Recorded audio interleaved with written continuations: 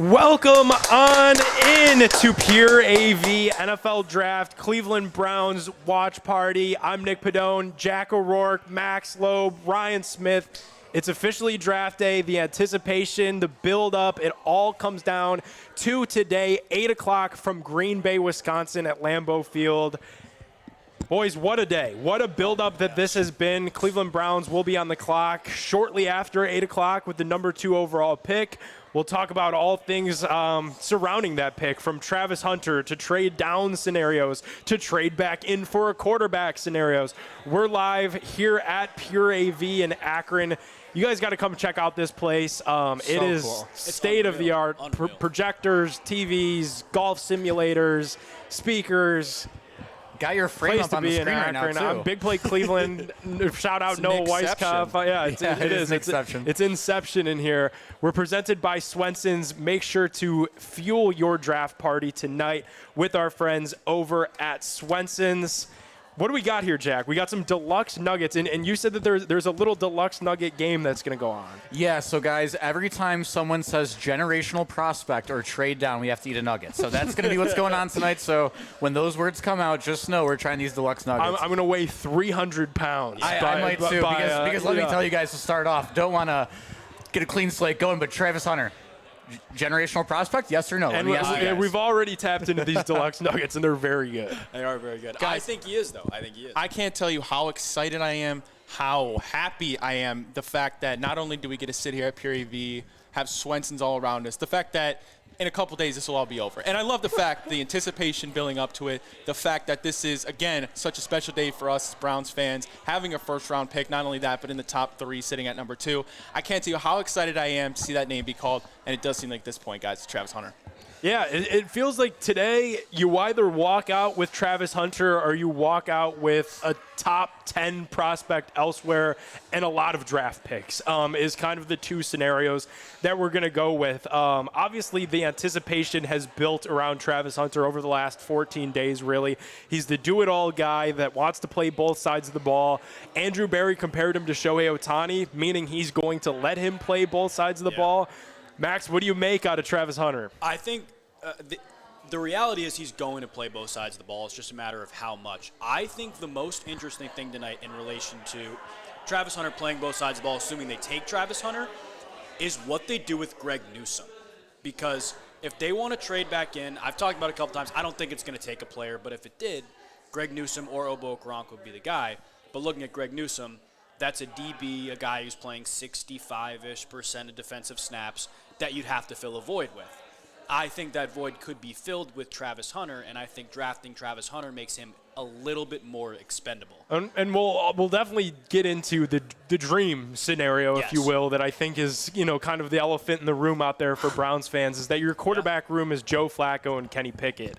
And they have an opportunity, if they want to, trade back into the late first round and grab any of these quarterbacks, whether it be Shedeur Sanders, and reunite him with his Colorado teammate that helped him win the Heisman in Travis Hunter. Maybe it's Jackson Dart, a guy that seemingly is flying up draft boards. Maybe it's Jalen Milroe, the guy that has connections with Tommy Reese. So we're going to find out a lot of things over the next couple of hours here, but I think the one thing that Browns fans can be excited about tonight, it's that your football team is going to get better. Whether it gets better today immediately with a generational prospect, eat a nugget there, Jack, that is Travis Hunter, or a collection of draft picks and other players via trade down, the Cleveland Browns are going to get better today.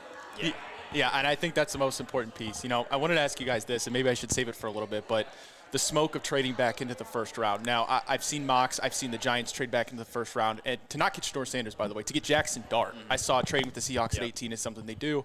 And there's been smoke about the Browns trading up to 1. That's not going to happen. There's been smoke trading back in the first. That might happen. Even smoke, Nick, we talked about the Browns trading back from 2 to maybe 5. Jacksonville's a potential suitor there if they want to go get that quote-unquote eat a nugget generational talent. I wonder, though, do you guys ever think it's possible that you'll trade back into the first, but it doesn't necessarily mean it's trading back into the first for a quarterback? Yes, I talked about it this morning. I think they could do it for an edge rusher if they want to get Obo Okoronkwo off their roster. I think a safety, too.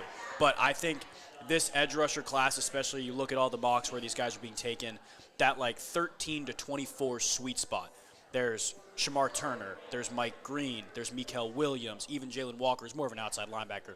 There's 5 guys there who are going to be sitting, ready to be picked. And the reality is that the Browns want to get Obo Okoronkwo off their hands, which was weird, came out of nowhere today. That was kind of the second edge rusher, the second defensive lineman. That you're like, okay, we're walking into next year with him and Myles Garrett. We feel comfortable. If they want to get him off their hands for whatever reason, they're going to have to fill it somewhere. And if they want to trade back in, I think it could be for an edge rusher. I also think it could be for a safety. I talked about Malachi Starks a little bit.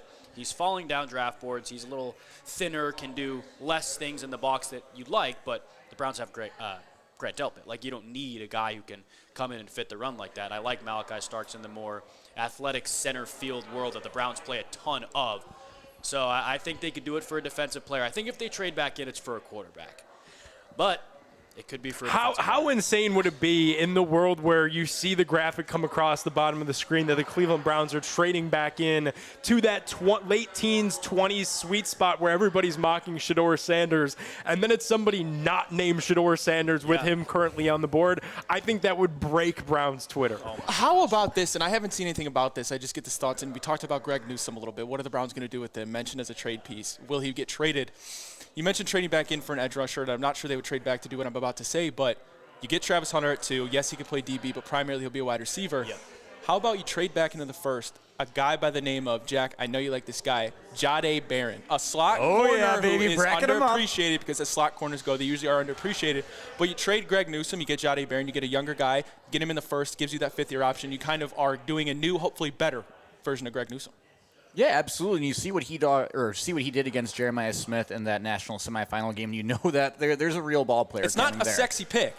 No, it's not. And he's a little bit undersized. And yeah, like I talk about all the time on TV, like, oh, you can't take a slot corner to the side, blah, blah, blah. How long are they really going to last in the league? But man, sometimes you just got to go out there. No matter how many needs you have, you just take the best player you can get on the board. And especially if you're considering moving on from a guy like Greg Newsome, it would make a whole ton of sense. Oh, yeah. I love the ambiguity. And there's a ton of it, right? Because obviously these guys, it was, friend of Big Play, Jordan Schultz, put it out there that, those guys are active players that are available on the night of the draft. And we've seen that happen before.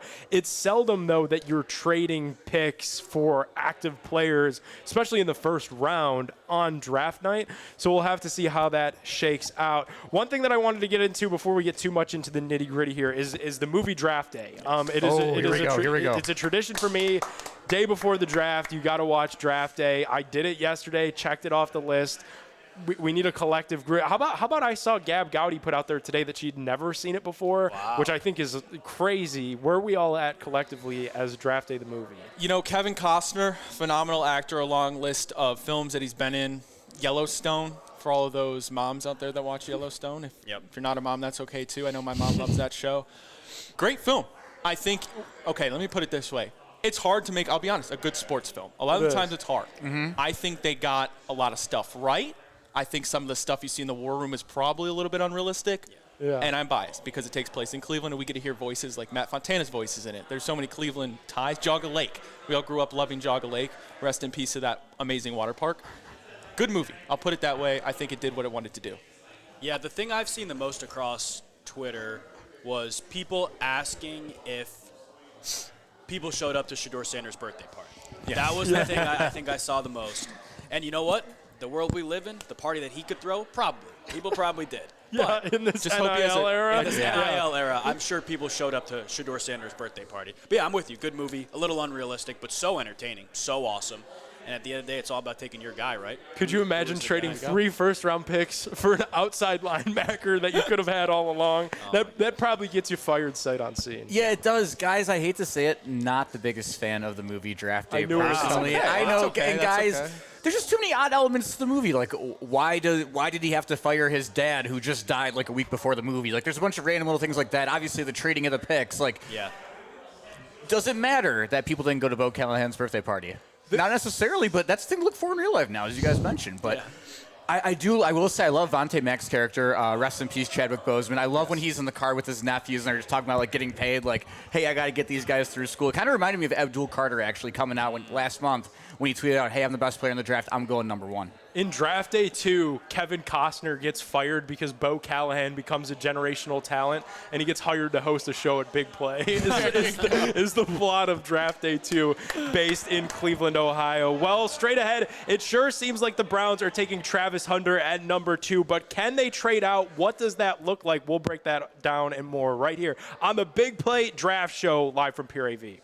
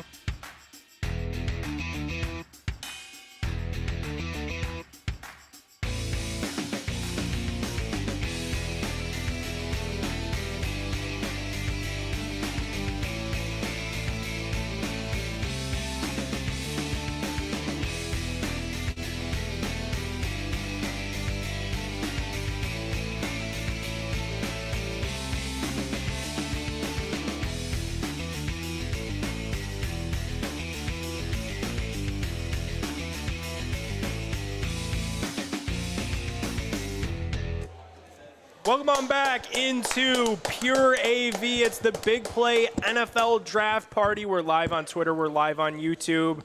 Shout out everybody tuning in to the stream. I'm Nick Padone, Jack O'Rourke, Max Loeb, Brian Smith.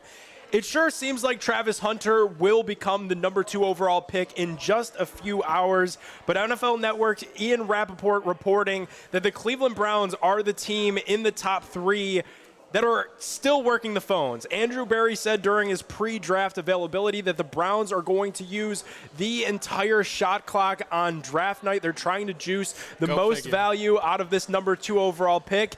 Teams are calling, and the Cleveland Browns are listening. Max Loeb, however, is shaking his head. Yeah. Max, what's your reaction if the Cleveland Browns trade out of number 2 tonight? I just don't know who it would be for. I don't know why they would do it. It doesn't make any sense to me. Unless they're getting a starting caliber veteran, unless they are not moving past 4, because I think there's a world the Patriots potentially trade up, try to get whoever, Hunter, Carter, whoever they like more, and the Browns wind up with Ashton Genty. I know a lot of people don't like that, but Ashton Genty in a first next year would be pretty nice. But, like, outside of the top 4, there's no player that I'm like, yes, we need this guy right now. Like, just stay at 2 and take Travis Hunter. Like, it's the best player in the draft. He's very, very likely going to be there for you. I just don't get why we're, like, overthinking it so much. Among the teams calling the Cleveland Browns, again, this is according to Ian Rappaport, the Houston Texans, the Denver Broncos, and the Jacksonville Jaguars. I laid out the scenario on the Big Factor on Wednesday that the Jaguars have a new kid GM who has a lot to prove. They come from the same lineage as Sean McVay and the Rams, where they want to make splashes all the time, and draft picks are really an afterthought in terms of future assets. So it wouldn't surprise me at all if the Jags are the team that's aggressively calling Cleveland with a package, something along the lines of number 5 overall, number 36 overall, which is their second-round selection tomorrow, and then their first-round pick next year. I wonder if that's enough for Andrew Berry, or does it need to be an overwhelming Godfather offer for him to move off of Travis Hunter at number 2? Here's the thing with that. If you're going to number 5, okay, you're not getting Travis Hunter, you're not getting Abdul Carter, and obviously Cam Ward's an afterthought at this point. You're not taking short at 5. I don't think no. So what? Are you going to then be okay with taking Mason Graham? What's at that interesting? Point, are you willing to take Ashton Genty as top 5? Running back hasn't gone top 5 since Saquon Barkley.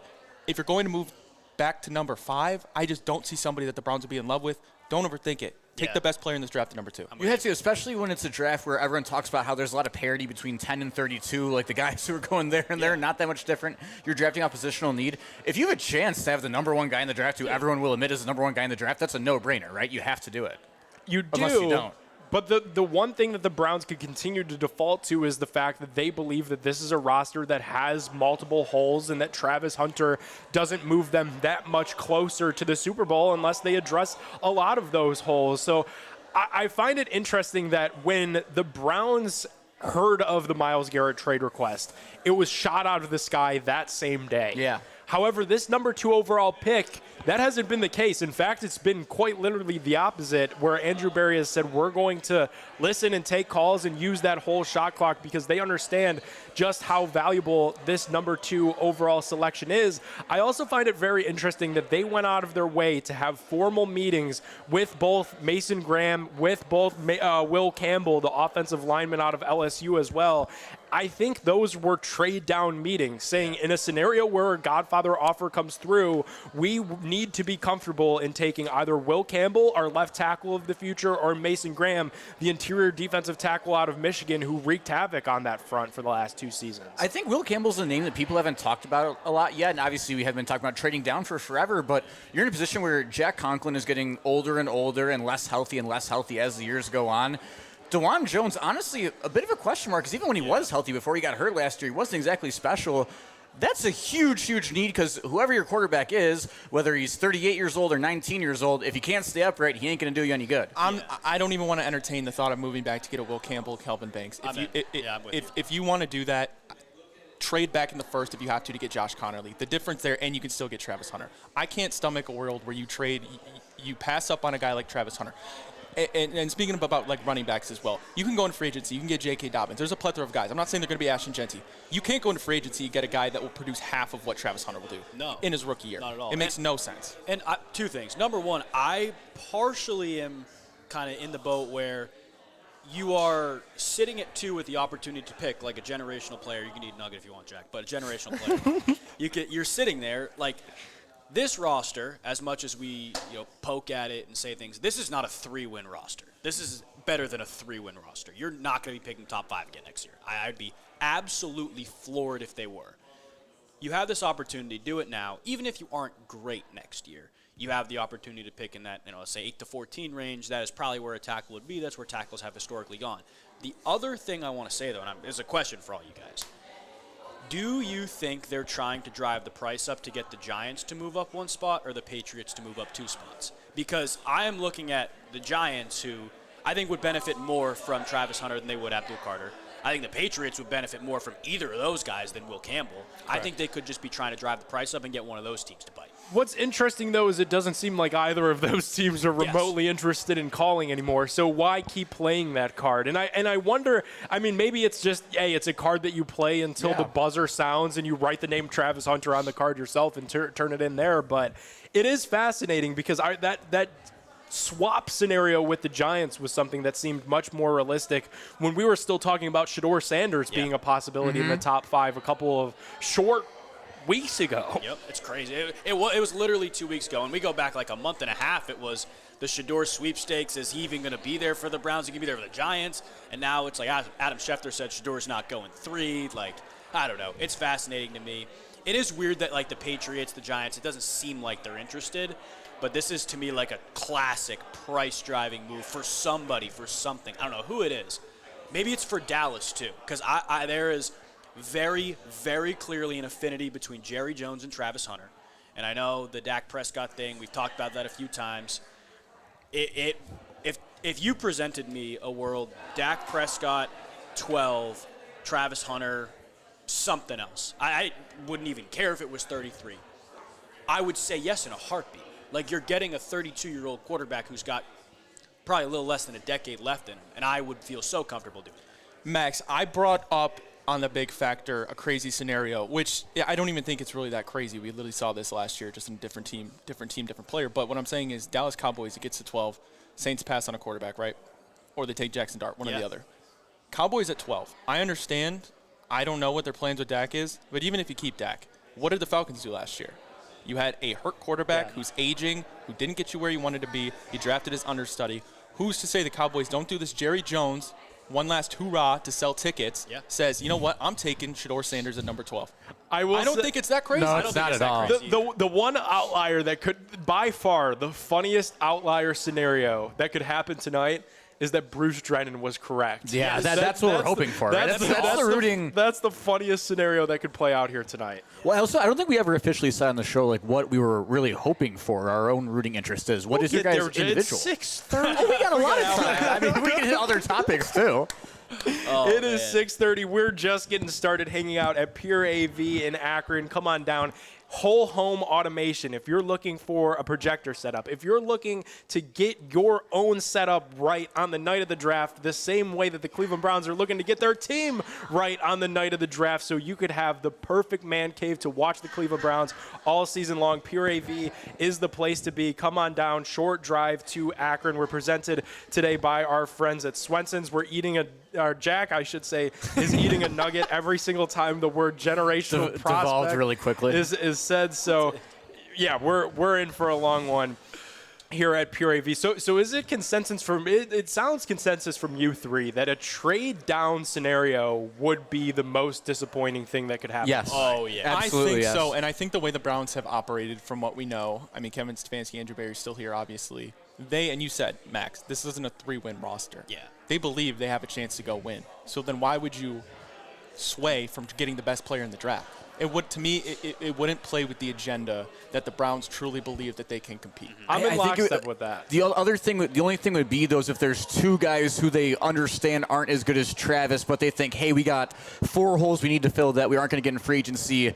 We can get 2 of them. Okay, we'll see if that works. Here's the thing: that's the hole you can't fill. Is that wide receiver? Yeah, that is true. You can go get a tackle. You can go get a running back. They might not be as great as a Will Campbell, as an Ashton Genty, but you can't go to free agency and nearly find anything like Travis Hunter, especially getting him on his rookie. But if you trade back to like I don't know if you're in the 7, 8, is it crazy to go Tet? Is that too early for him? No, I think he could be gone at 5 to Jackson. I mean, if you even at 5, then you could get Tet at 5 and then go whatever. I think if Genty's not gone, I could see them going Tet. Yeah. I think they want an offensive player. Yeah, I think so too. Yeah, so I mean that way then if Tet goes, you get your receiver if you trade back, and then you can go get whatever else you need later on, and then you call it okay. If we got Tet and this guy, is it a tie to Travis Hunter? I don't know. Just devil's advocate. What's crazy is I think I don't want to compare Ted McMillan to Cedric Tillman, but in terms of like prototype build of a wide receiver, the Browns have that on their roster. They have the big, stocky, straight line guy. They have it on their roster already. So I couldn't see They the can get rid of that one pretty quick. They can open that one back up if they need to. Yeah, they do the gif of where he turns around and scratches the name off the list when Max compared him to Cedric Tillman. Cedric Tillman watches film. That's a real thing because like people look at Ted McMillan, that whole interview. They look at the like he is comparable in his play style to Mike Evans. Straight line, upright, stocky, bigger. Some teams don't work with that, can't work with that, and I don't know if the Browns would. And you would be probably rolling Cedric Tillman out in your 11 personnel, 3 wide receiver lineup, and you'd have, I'm going to say, 2 Cedric Tillmans out there. Like, that's the reality. I hate to tell you guys, but it does seem like this is maybe heating up a little bit in terms of trade down. The latest from Albert Breer here, if the Jaguars go up to 2, you could presume that it's for Travis Hunter. If the Browns fall back to 5, they would remain in front of the Vegas Raiders and the New York Jets to fill their offensive tackle needs. So the Browns could have their eye on Will Campbell in a trade down. I know I just said offensive tackle. Seriously, that would piss everyone off. If the Browns do that seriously, I would rather them take Genty at 5. I would so rather them take Genty at 5, yeah. It seems like it would be Will Campbell, according to Albert Breer. But we're not trying to build a dome for an offensive tackle. They're trying to put asses in seats somewhere, right? Yeah, you would think. And I don't know. Because, I mean, when Myles Garrett smiled and said he knew the plan was sure as hell not Will Campbell. No offense. It's not. I can't. Right? I just don't see why you would pass on Travis Hunter for that, man. No, What if, Brian, though, and we've heard that the Browns were a team that were trying to trade into the late first round. What if it's Will Campbell and it's that we feel confident planting our flag for Shedeur Sanders, and this is us showing you that we're going to keep him upright? And you walk out of the first round, or maybe if it's not even until tomorrow, you walk out of this weekend with Will Campbell and a potential franchise quarterback. It And another sounds first. good. I think personally Shedeur would rather have Travis. I'd rather have Travis. You know, that reminds me a lot of when the Bengals passed on a tackle and then drafted Jamar Chase. Yeah. Now, Was I'm it not Penei trying to compare Sewell? elk. Yes, Yeah, it it was. Yeah. We talked about it so many times. I would love for the Browns to finally have a receiver where I don't have to convince myself that he's the best receiver on the field. Also, a little breaking news out of the program in the world of the NBA. Jack, we're going to need some claps. This one from ESPN's Shams Charania. Cleveland Cavaliers' Evan Mobley has won the NBA Defensive Player of the Year. That's for Evan Mobley. You know, they always said fours were going to be up eventually. Yeah. Yeah. Took a little bit of And time. it was for Evan Mobley. So that's very well deserved. Obviously, the Cleveland Cavaliers up 2-0 against the Miami Heat in the first round of the NBA playoffs. And Mobley taking home a little hardware of his own. Feels pretty good. It's so awesome. Like, after year one, he got those Kevin Garnett comparisons from everyone. And nationally, that became a thing. The buzzword was, is he really going to be Kevin Garnett? 2 years where obviously not that he was a bad player by any means, but like the development didn't quite hit that next level everyone's hoping for. To come out, obviously his offensive game's improved, but to win the D-point too, I mean, you can't beat it. No. I just thought of this, guys. Is Andrew Berry really going to trade back No. and take a tackle after failing with Jed Wills? No. Oh, that would be a bad way to, because that was his last first round pick, Ryan, right? And he picked up his fifth-year option, by the way. Ryan can't even allow himself to get excited about Evan Mobley emerging as the face of the franchise We're for the mentally Cleveland stuck on this hook, Cavaliers yeah. because he's stuck on Will Campbell potentially being the pick here for our Cleveland Browns this evening. I'm not going to buy a Kelvin Banks jersey, guys. I'm not going to do it. Could you imagine the scene at the stadium if they traded down for an offensive tackle? Journey better get out of there. Stop. Journey better get out of there. That'd be a nightmare. There's no way. There's no way. They're not going to be sitting at 2 in next year. They're not going to be sitting there. They might not even be in the top 10 next year for all I care. And you have an opportunity to take a swing at whoever you think is the best. You trust your scouting department. You trust all of this. And you're going to trade down. I think there's a trade down. It's not like they're at 4. You're in a position where you're the Patriots, and you're looking and you realize, okay, you're not going to get the one quarterback they say is worth a damn McCam board. Okay, and you're not going to be able to get Travis Hunter, Bill Carter, hands down the best two prospects in the NFL draft. It's not like you're in that scenario and you're like, okay, let's trade back. You have a chance to get Travis Hunter. Yeah. Jack, generational. He is Eat a generational. nugget. I will eat a nugget, but I will say, Ryan, not to hurt your feelings even more, but I have been doing some reading over here on Will Campbell. It appears he also has T-Rex arms. So if we take a Yes, T-Rex a lot of arm teams are left concerned tackle, about his arm. that is the could, one. could be even A worse. lot of people say he's going to transition to a guard. So they're going to take a tackle that'll be a project to transition to a guard spot. That'll save Kevin Stefanski and Andrew Like Berry's jobs. that, just don't do it. Whoever's watching, don't do it. We They're are on in the war room right now. They're You like, can't oh, call shit. Travis Hunter Shohei Ohtani to take an O tackle. I'm sorry. It's against the rules. Can't do it. But if it's for a Godfather offer, What is this Godfather offer? The Godfather offer is Travis Hunter.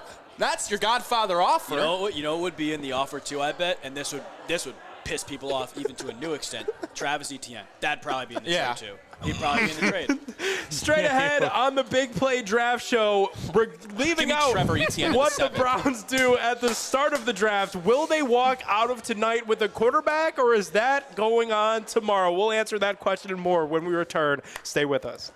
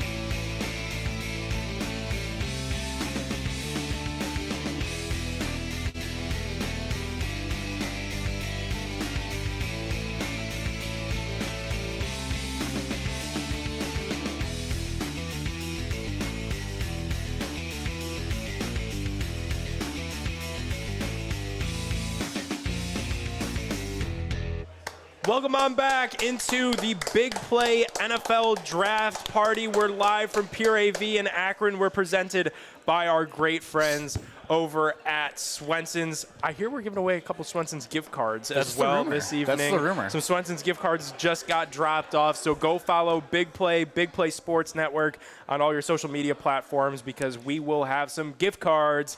And we are going to be hooking people up for round 2 of the NFL draft. You could have your draft party for Friday night catered by Swenson's like we've got up here. Ryan, how many of those catered galley boys will it take for you to be happy if we take Will Campbell? Generational. Stop. What's the GOAT Swenson's order? Can we debate that for a second? I think ours are very similar, so we'll have to break ours up. I'm just going the galley boy. Yeah, at one item, I'd say Galley Boy. It's their thing. All right, you got to go Galley Boy, you got to go P-teasers, and a shake. Yeah, that's the what parlay. Kind of shake Player vanilla. I usually go vanilla shake. Absolutely. Yeah. That's the smart man right there, folks. Yeah. Listen to what he has to say. That's a solid Swenson's order. You kick back on the couch and watch the NFL draft with a nice full tummy with that order. Ryan, I think you're going to be all right, dude. I think it's going to be Travis Hunter. I sure hope so. Unless Andrew Berry is blown away, because you have to imagine you guys did a phenomenal job in that last segment. The only thing that could change the Browns, in my mind, off of Travis Hunter at 2 is if they found a way to acquire multiple first-round picks. And I don't think that's something that's on the table. I think that would help Andrew Berry. That would help the future outlook of this team, especially when you consider what they gave up and didn't get anything back out of the Deshaun Watson deal. And the future just trajectory of this team looks a lot cleaner with multiple first-round picks. I don't think anybody's really offering that, though, for an unproven commodity that is Travis Hunter. While we're all excited about him, it is still a bit of an unknown. So even though the Jaguars will be aggressively calling Cleveland all the way up until the Browns are on the clock, they have to understand that there's an inherent risk as well. So I just don't think that that's going to happen, and I think ultimately the Browns will have the easy decision to make, and that's Travis Hunter. Here's the thing. I want to go home, I want to put my head on the pillow, and I want to watch Travis Hunter highlights. I don't want to we all, Ryan? I don't want to watch Calvin Banks or whoever O-tackle it is pass pro reps. I don't want to go home and watch that. I want to watch Travis Hunter ball out. I'm okay watching that Sunday afternoon. Sure. Or Saturday afternoon, I mean. But, yeah, not tonight, that's for sure. I don't know. It seems so obvious almost that you would stay in this spot and take the best player in the draft, the kid that was on the cover of the video game for the first time when it came back in 10 years. Massive name, beloved by the public, can help you on 2 sides of the football. What more could you want? Uh-oh. I hear a phone call from Jacksonville. I mean, you got to do it, right, guys? Yeah, I think they have to. And I think that when you're looking at this, Travis Hunter, and we've broken it down for the last 45 minutes, solves a lot of problems because he can play 2 positions. It's Judy and Newsome. That's remarkable in its own right. But the fact of the matter, too, is it sells the fans and it sells the organization as a whole on hope. It sells them on the fact that we have a blue-chip player of our own that's going to get us back in prime time. It's going to get us back at least on Thursday Night Football, even if it is Kenny Pickett and Joe Flacco. I think Travis Hunter is that good and that generational, and we've got people who have covered this league for a really long time who have put out there that this is the guy that's most gold jacket ready in this entire class, and to pass on him, it would need to take a lot. And I just don't think a lot is going to come through that door. Not that this is a big factor that goes into the decision that they will make, but when was the last time the Browns had a player who was just as universally just cool as Travis Hunter? There's a little bit of swag that even Miles in a way doesn't have the kind of swag that Travis Hunter does. You're looking at Baker's moxie, but yeah, it might be Peyton Hillis trucking with the back button on the Wii back in 2010. Yeah, I think Baker had a little bit of it just because, but the issue with Baker was I think Travis Hunter, nothing that the Browns do tonight will be 100% universally loved. When they draft Travis Hunter, you'll have the Abdul Carter people, and there's only a couple of them, but they'll be upset. The same with the quarterback, no matter what, people will also be upset. But for the most part, I think Travis Hunter will be beloved. I think the one thing, Baker had the swag and the character that we needed here in Cleveland, but it was a very controversial pick. Dissimilar to today where we all woke up kind of understanding that it's Travis Hunter day. people woke up in the 2018 NFL Draft thinking that it was Sam Darnold day, and it was a bit of a surprise about an hour before the draft that it was Baker Mayfield. So I do think the anticipation built up with how talented he is and just the character off the field that is Travis Hunter, it's a lot to pass on. Let me ask you guys this, though. Okay, so draft room, right? Let's say it goes through, he gets taken by the Browns, whoever, whole family, everyone hanging out. Will his girlfriend take any of the pictures, or will she sit down? I saw that his girl. How about this? I saw that his girlfriend, like right when we were getting ready to go live, gifted him a Rolex. What if we see the old CeeDee Lamb snatch the phone? Give me the phone. Oh. That was a great draft night moment. Or Russell Wilson's wife when she thought she was about to get the bag. How much do they put into like the angle lean, like when they're next to each other? It's like we really got to dive into that. You guys have when they seen show the 'em. green line test, right? Yeah, the green line yes, test. that's what I was referencing. Yeah, the green line test. Hot take. COVID draft, one of the best NFL drafts to Did you ever remember happen. Cliff in his mansion? There was how about Bill Belichick's dog, where they panned into his house and it was just his dog sitting up on the seat, like Roger Goodell in his recliner. By like the end of the first round, Roger Goodell was like damn near asleep in his basement. Like the COVID draft was a lot of fun. All right, we're putting a bow on Travis Hunter and all things early first round. I think we'll have that answer in the first half hour of the NFL draft. By the time the clock hits 8:30, we'll know what the Browns decided to do with the number 2 overall pick.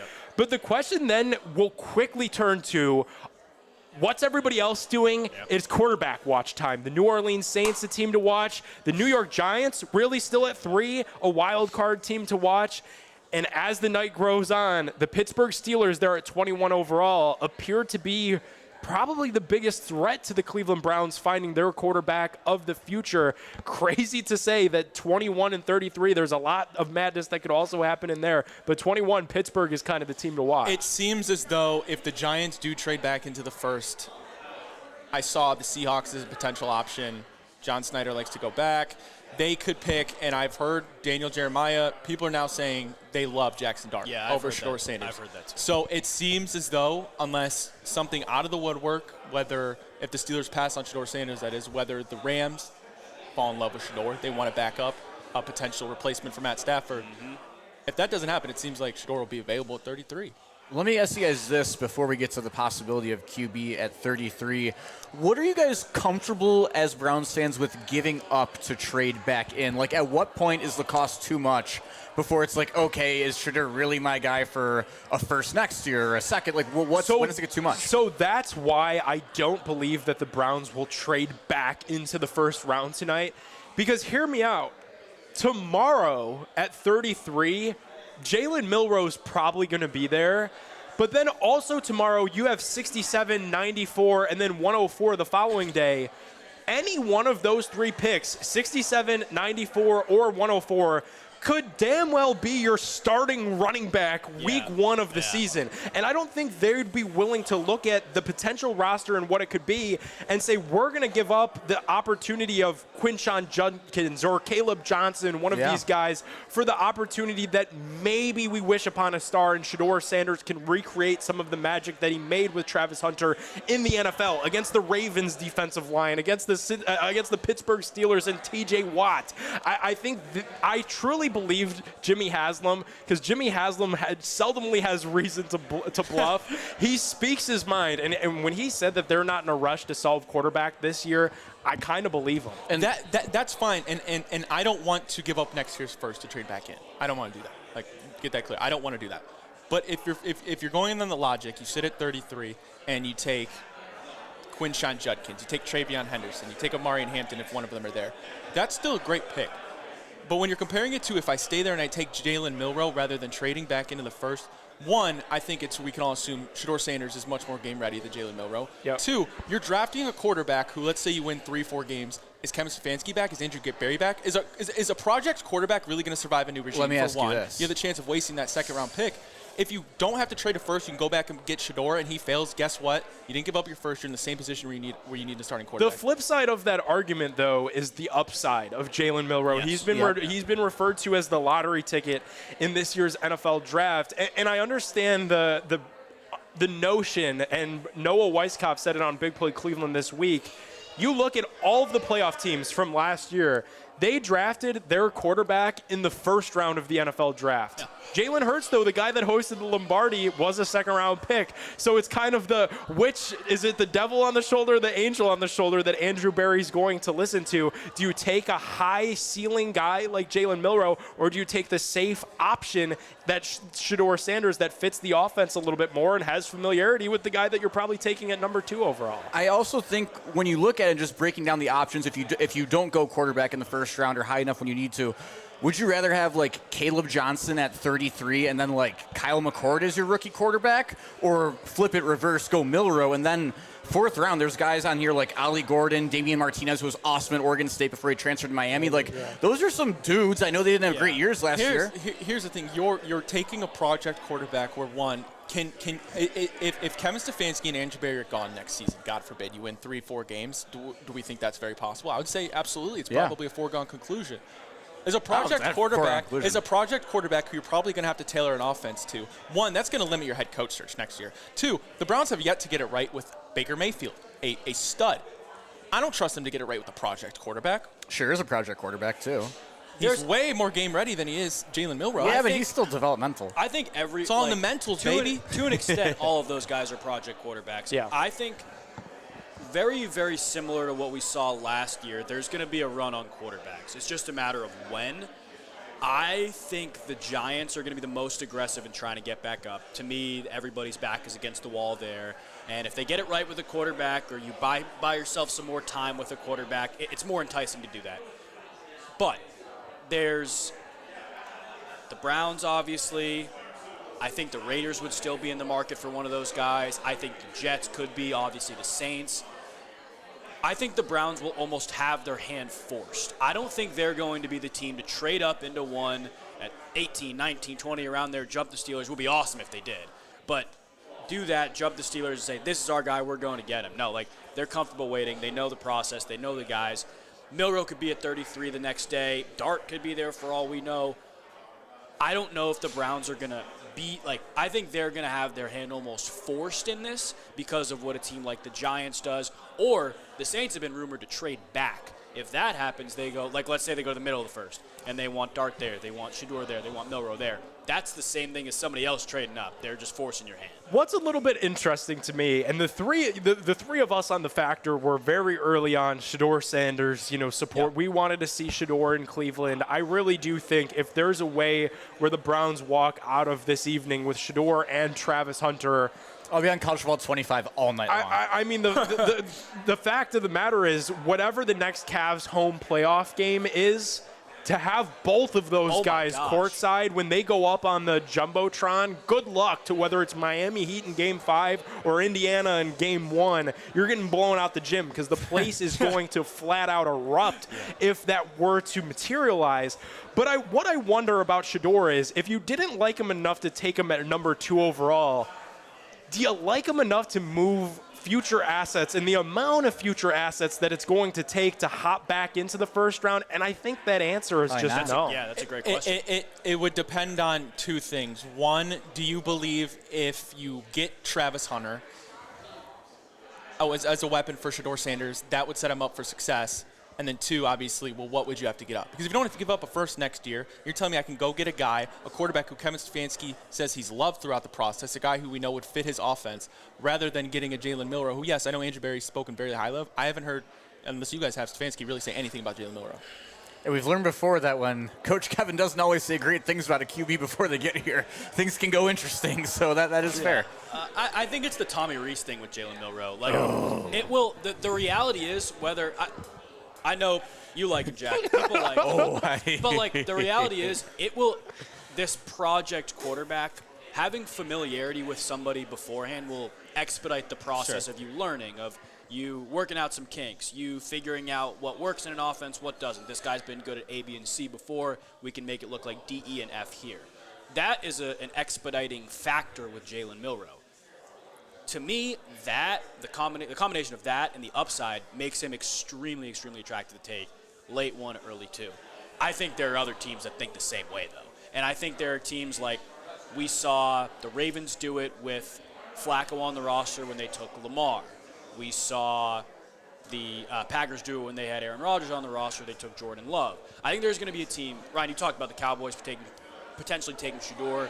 I think the Rams could do it. It's just a matter of who they like. I think there are teams that will be more inclined to do that. Also, sleeper team we have not talked about at all for quarterbacks.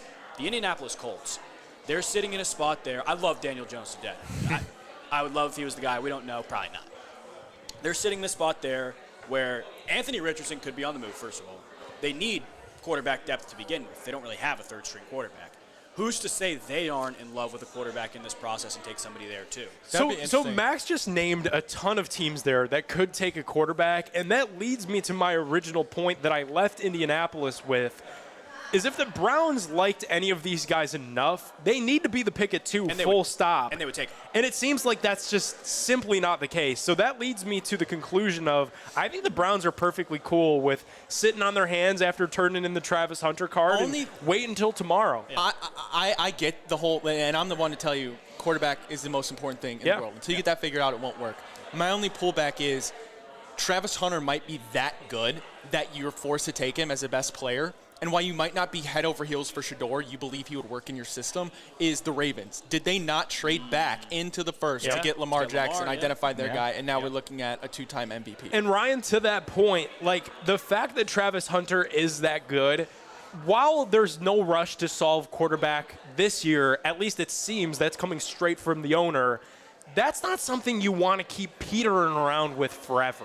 Yeah. You should probably solve that while Travis Hunter is on his rookie contract, get another quarterback on a rookie contract, and let's roll. Let's try to make some noise here. That's how teams like Washington are able to make serious runs at an NFC, and they're going to be right back in that mix this season. It's a fascinating thing that once that card gets turned in, even if it's not tonight, even if it's not tomorrow, the Browns will be on the clock in terms of the very short-term future, finding their long-term solution at quarterback because Travis Hunter is that generational. Jack, have a nugget.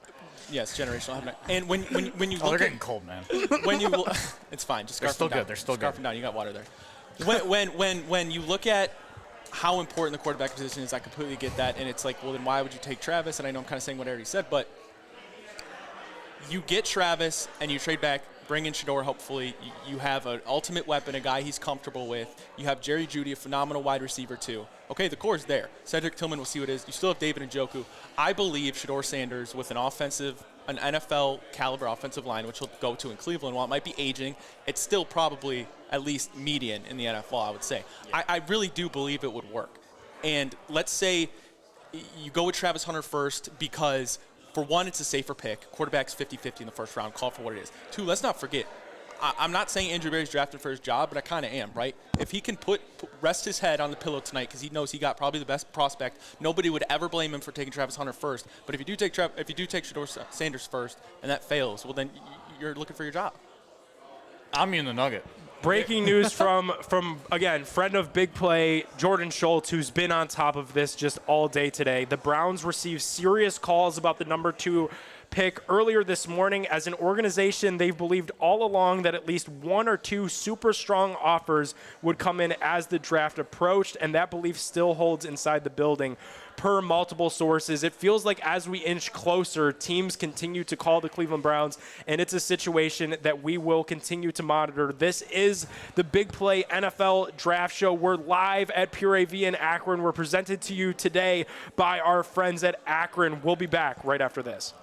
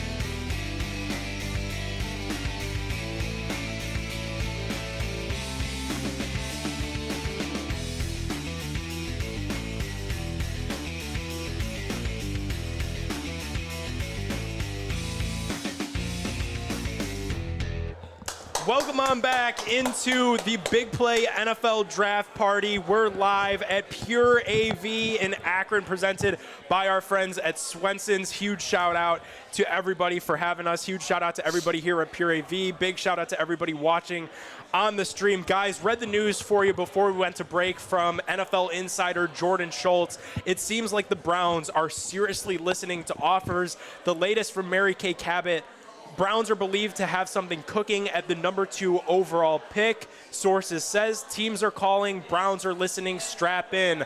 Ryan, what's your reaction? Stay the course, Andrew. Stay the course, brother. Listen, if we trade back to 5 and we pass on Travis Hunter, I have to get the Jags first next year, and I have to get Ashton Genty.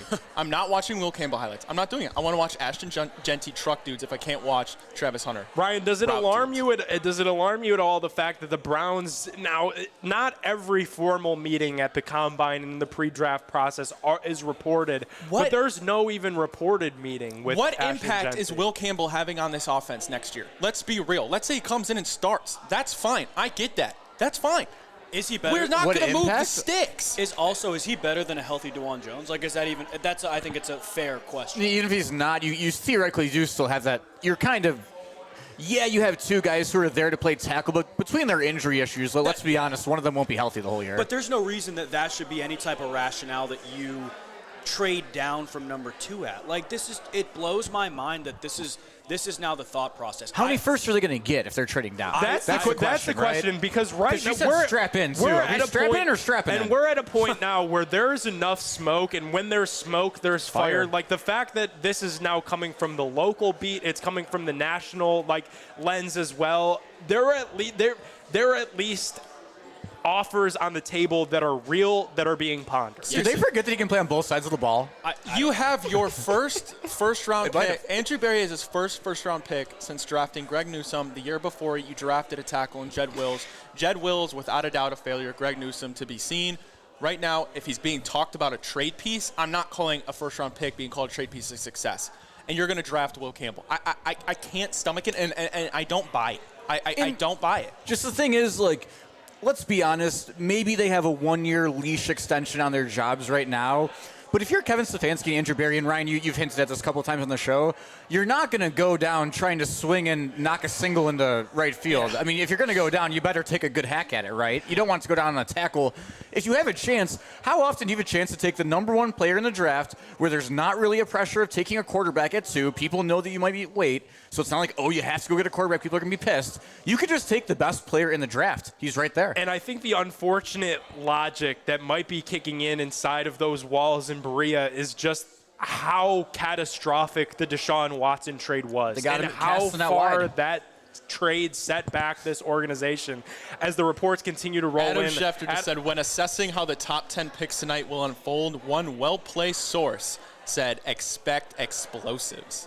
So this means the Cowboys are trading back. It's got to be Dak, right? And Bruce? I don't know what I would do. Again, that remains the one scenario that would blow everybody's mind. Like, to give people a peek behind the curtain as the clock has turned to 7, Pure AV has really started to flow in. We've got a bunch of our friends from Lakespur. Bunch of our people at Big Play are here as well. Everybody at Big Play knows what we had out there. We've got Bailey Brown running the sticks on socials. I'm looking at her computer, and she has literally every first round prospect. She's getting a Will Campbell one in the hopper ready to go. It's like watching hibachi. Just put it in the trash. like literally 1 hour out, not even 50 minutes out. Everything remains on the table. And I will have to say, guys, as critical as I've been on Andrew Berry at times, there is no one else that I would rather have in this spot, because to me, AB is a guy that doesn't panic. Yeah. The Cleveland Browns, I'm told Kevin Stefanski as well as some other members of the brass golfed this morning as a collective group. So did Bayerga. There's no panic going on inside of that building right now. I'm sure it's controlled chaos, because I'm sure the phones are ringing off the hook. but I love knowing that there's somebody that's at least calculated at the sticks. Yeah. And that in a world, Ryan, where they trade out and they make you really mad, there's at least a game plan for the future. We also got to think Better be Ashton Genty. they've been stuck on number 2 for months now, right? You got to think they have a plan already, right? If this happens, they have every theoretical scenario planned out of what they want to do. You'd hope. So there is no reason to panic. You'd think. I really think they're trying to drive the price up. You're just setting up, you're setting up futures and a potential franchise offensive tackle for a new regime. That's what you're doing. I agree with Max. Yeah, you don't want to draft for someone else. I agree with Max, and that's a big line out of draft day as well. Is you trade for future first-round picks. You're not going to make. Yeah, that other GM is going to. If you try and be a fan, you're going to be a fan yourself soon. There you go. But I do think that there's a little bit of gamesmanship and there's a little bit of strategy. And it's funny that right now we get all of these rumors, all of this speculation going on social media. Literally 45 minutes before the NFL draft commences, they have offers. They have serious offers. I know that for a fact. They're trying to get that price to become exorbitant before they say yes to anything. Maybe you're trying to get the Giants. See, that's what I said. You're trying to get 20 minutes ago. You're trying to get the Giants to be like, holy crap! You're telling me we have the opportunity to go get Travis Hunter. The Browns would obviously much rather trade with the Giants. You get a dual Carter. Exactly. Yeah. But the thing is, I could see that. I genuinely do think so. Nathan Zagura talked about it, I think Tuesday morning, when discussing Andrew Berry's comments. He said, we take the pick at 2, we trade the pick potentially for a veteran.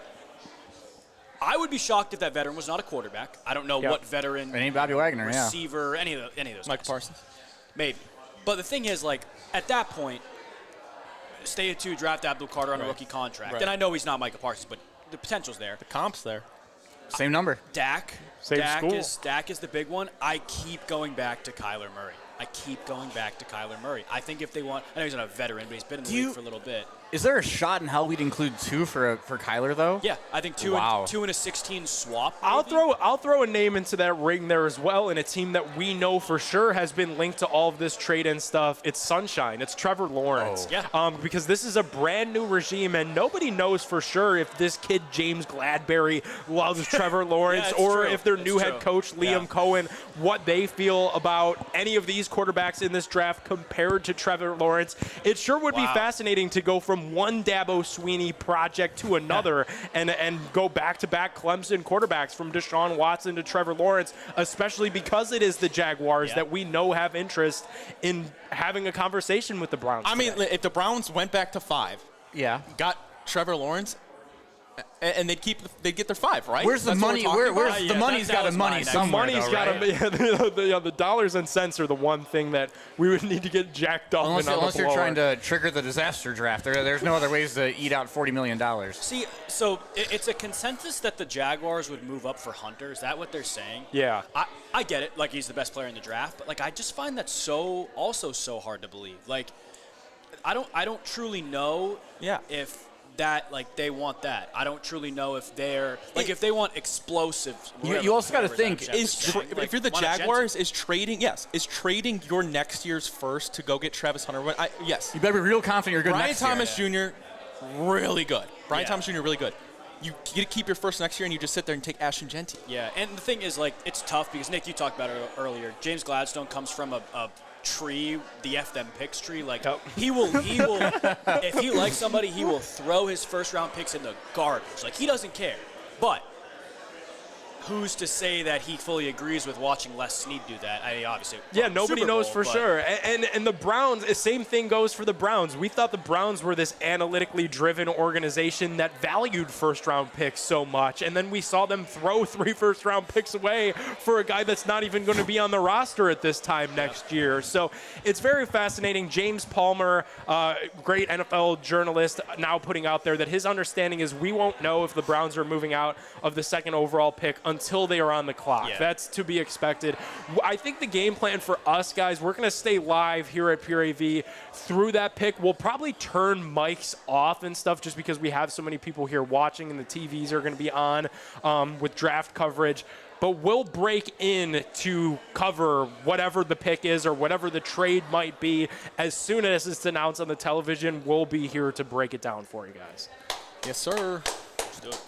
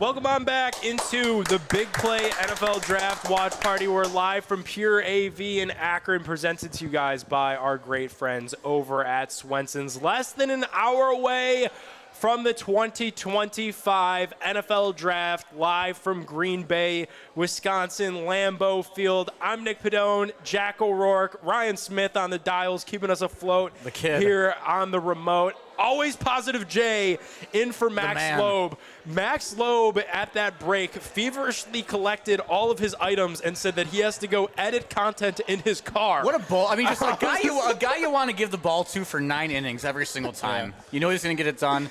Doesn't need to hit the shower so that last out's recorded. You know, I just want to say not many people can pull off the Hawaiian shirt, but I think Jay's doing it. Oh, yeah, he is. It's the special Browns always poppin' Jay? I will say, like, Jay is far and away the brightest individual in Pure AV right now. That is actually 100% true, and I noticed that right off the rip. I'm like, I might overdress today, but that's how I am. All right, Jay, what do you make? Overdress in a Hawaiian shirt. What do you make out of the madness that's going on here? As there's some speculation as to could the Browns trade out of this number 2 overall? I'm just worried about Ryan's condition here. Like, he seemed like he might have a nervous breakdown if we take an offensive lineman. Ryan, the one thing I'll tell you is somebody that's done, you know, I'm not as seasoned as some of the people here at Big Play. I think fair to say, you know, Bruce Drennan's got me beat, Fontana's got me beat. Got some miles. But as somebody that's covered my fair share at a young age of 26 NFL draft, it's a long night. It's a long night. And you've it's only 7:17. You've blown a lot of energy over there thus far, and it's a long night. Marathon, not a sprint. You're not just running to first base. We're going all the way around, brother. Listen, I'm built for this. Yes, you are. I'm built for this. Until Will Campbell like gets selected. Travis Hunter over here. I'm built this guy for could it. just go all night. Yeah. It's play called both ways. Take the best player in the draft, hand Goodell the card, and go celebrate. Pop the champagne. Sometimes 2 That's plus 2 all equals you have 4. to do. You know what this is going to be? This is going to be when the Vikings laughed at the Eagles for drafting Jalen Reagor over Justin Jefferson. That's what this will be. You said 2 plus 2 good is 4. comparison. What's 3 plus 3? If you say 7 again, that dude's got you're still hypnotized, dude. Yeah, there's no two ways about it. Jack, I love that that's kind of been your mantra. Travis Hunter, a generational talent, seriously, Nugget. because he contributes on both sides of the ball, but we know that the Browns view him predominantly as a wide receiver. And I think that's good. And I think that's very good. But the one thing that the Browns are going to have to do, similar to what we said in the last segment, when you turn in the card for Travis Hunter, if that's ultimately what happens, if they decide to hold on to this thing, you're on the clock to find your next quarterback of the future, because you probably want to pair your young franchise quarterback with your young Heisman winning receiver. But what also happens is your offensive ideology has to shift a tad.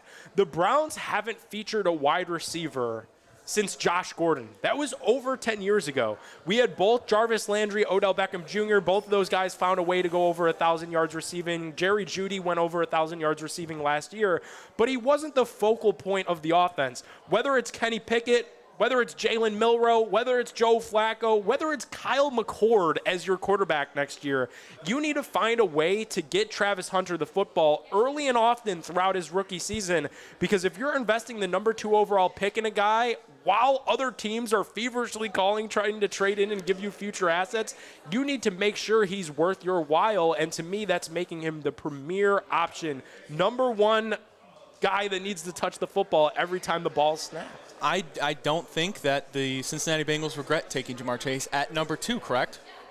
I think he was a little bit late. I think he was 5. He was definitely top 5, yeah. I don't think they regret that one bit. Like, Travis Hunter, yes, you tailor the offense to him. I want a receiver. I said this. Amari Cooper was a great receiver, but at times I would be convincing myself he was the best receiver on the field. I want a guy of the ilk of Jamar Chase. He was 5th overall in the 2021 Somebody draft. that when I watch him step on the field, I know he's unguardable. You want a guy that a defense is going to have to plan around before and be like, all right, phase 1, we got to make sure that we can cover Travis Hunter. We'll worry about Jerry Jeudy later, basically. I got my guy the Browns are going to draft now, too. Going deep in the webs here on the AB. I was trying to go in your mindset, Ryan, because you're right. We haven't had a lot of star receivers, not even just in the AB era, but well before that. But man, does he love taking a Power 5 big old dude in like the 5th or 6th round at wide receiver. Dante Thornton, 6'1", 205, Power 5. This screams Andrew Berry on Saturday. Just take notes. Send in the card. Ryan's going to lunge across this table and put Jack O'Rourke in a chokehold by the time that this NFL draft starts up. Love you, Ryan. Yeah, but Ryan is right, and I love the comparison to the Cincinnati Bengals because that's kind of where my head went as well. Because you could do something very similar to what they did. Draft Joe Burrow as the #1 overall selection and then double down and take Jamar Chase, go back-to-back offense 2 years in a row, and say that's your future. That's been the future in Cincinnati. And if you're the Browns and you're not in a rush to find a quarterback in this class, that's fine. Next year, you want to be in a position where you can take – whether it's Arch Manning, Drew Aller, one of these blue chip young prospects, because it's a position that needs solved at one point. And the only thing that will bother me about the Travis Hunter selection is that it's not going to matter until the quarterback thing is solved. I mean, listen, you drafted Myles Garrett #1 overall, and you got and you had no quarterback. You didn't have any quarterback. The next year you get Baker. That's the beauty of the rookie deal. That's the beauty of drafting in the first round. You get the fifth-year option. You don't have to pay him for 4 years. You want to get ahead of the curve, of course, if you know he's great, but what's it all for if you don't have a quarterback to throw him the ball? You'll have 4 years until you really have to pay Travis Hunter. If he's really good and you find your quarterback, pay him earlier, but that's the beauty of it. In terms of quarterback, let's say the Browns just wait until day 3 or maybe late day 2 and go with a Kyle McCord, just completely for example. punted it, which I'd be fine with. But like, I think how many wins do you think they get next year? Because I still think there's a decent enough roster that you could win like 6 games. And where does that get you? Maybe you don't have the spot to draft the guy next year. The thing is, though, at some point, you can always get up there if you want. At some point, it's going to have to not matter. And at some point, you're going to have to be the team like the Jaguars and be the one that's feverishly calling because you decided in 2025 to take Travis Hunter over Shedeur Sanders or one of these guys. And maybe they do tomorrow fall in love with Milroe and take him off the board really early. Or I just think that I trust Jimmy Haslam when he says that they're not in a rush to solve this. It's a weak quarterback class. I don't think that they're going to be too desperate tonight or tomorrow to find a quarterback because they know that this is not a one-year fix and that, unfortunately, we'll be having this same conversation a year from today trying to figure out who the future franchise quarterback will be. Well, they're going to need that combination with the quarterback, wide receiver. I mean, look at all the great dynasties. You have, with the 49ers, you had Steve Young, Montana with Rice. The Cowboys had Aikman and Irving. Brady had Gronk.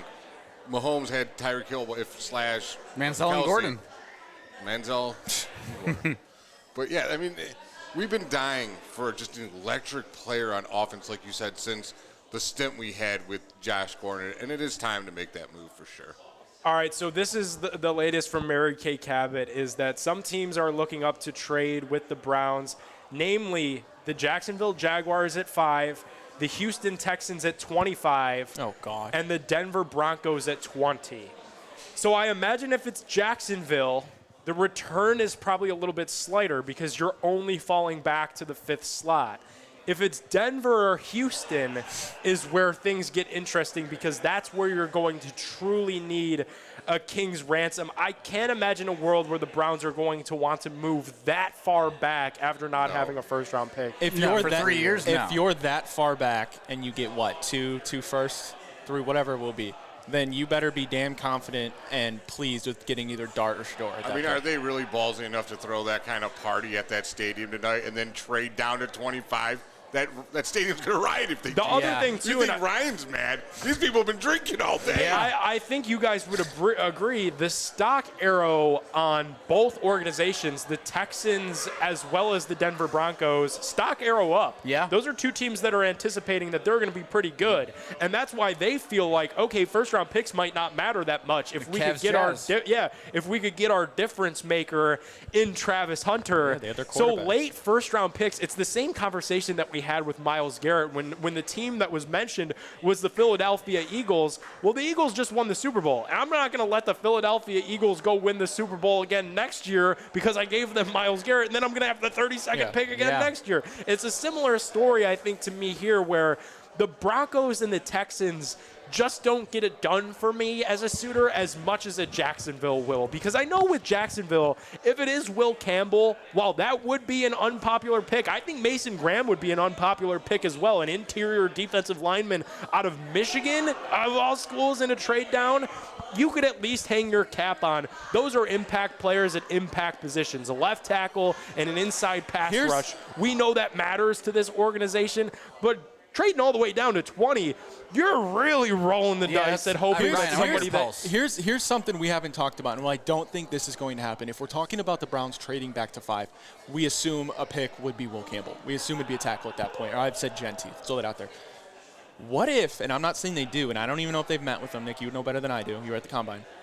What if they viewed, listen, they said they viewed primarily Travis as a wide receiver. Ooh. What if they go Tet at 5? What if they view, we want a receiver that bad, a difference playmaker. We don't think Travis is that much better of a wide receiver. Yes, he can also play DB, but that's not in our plans immediately. Let's stockpile draft picks, go back to 5, and we still get a receiver who we believe is a difference maker. I'm fair with that. Yeah, I'm not sure, Ryan, if they met with him in Indianapolis, but he did make a top 30 visit, so he did find his way to Cleveland, Ohio. So there is at least a level of interest there. And that's got to be a decent consolation prize, because you still find a way to get a guy that's a playmaker for Kenny Pickett or Joe Flacco, and you're loading up on picks for next year to do the move, whether it be for Arch or for Drew Aller or whatever. And you would at least have ammo in your back pocket. And you saw what Joe Flacco was able to do with an Amari Cooper, a guy who plays outside the numbers. You have Jerry Jeudy still, you can throw him anywhere, and then you have another guy you put outside the numbers in Tet.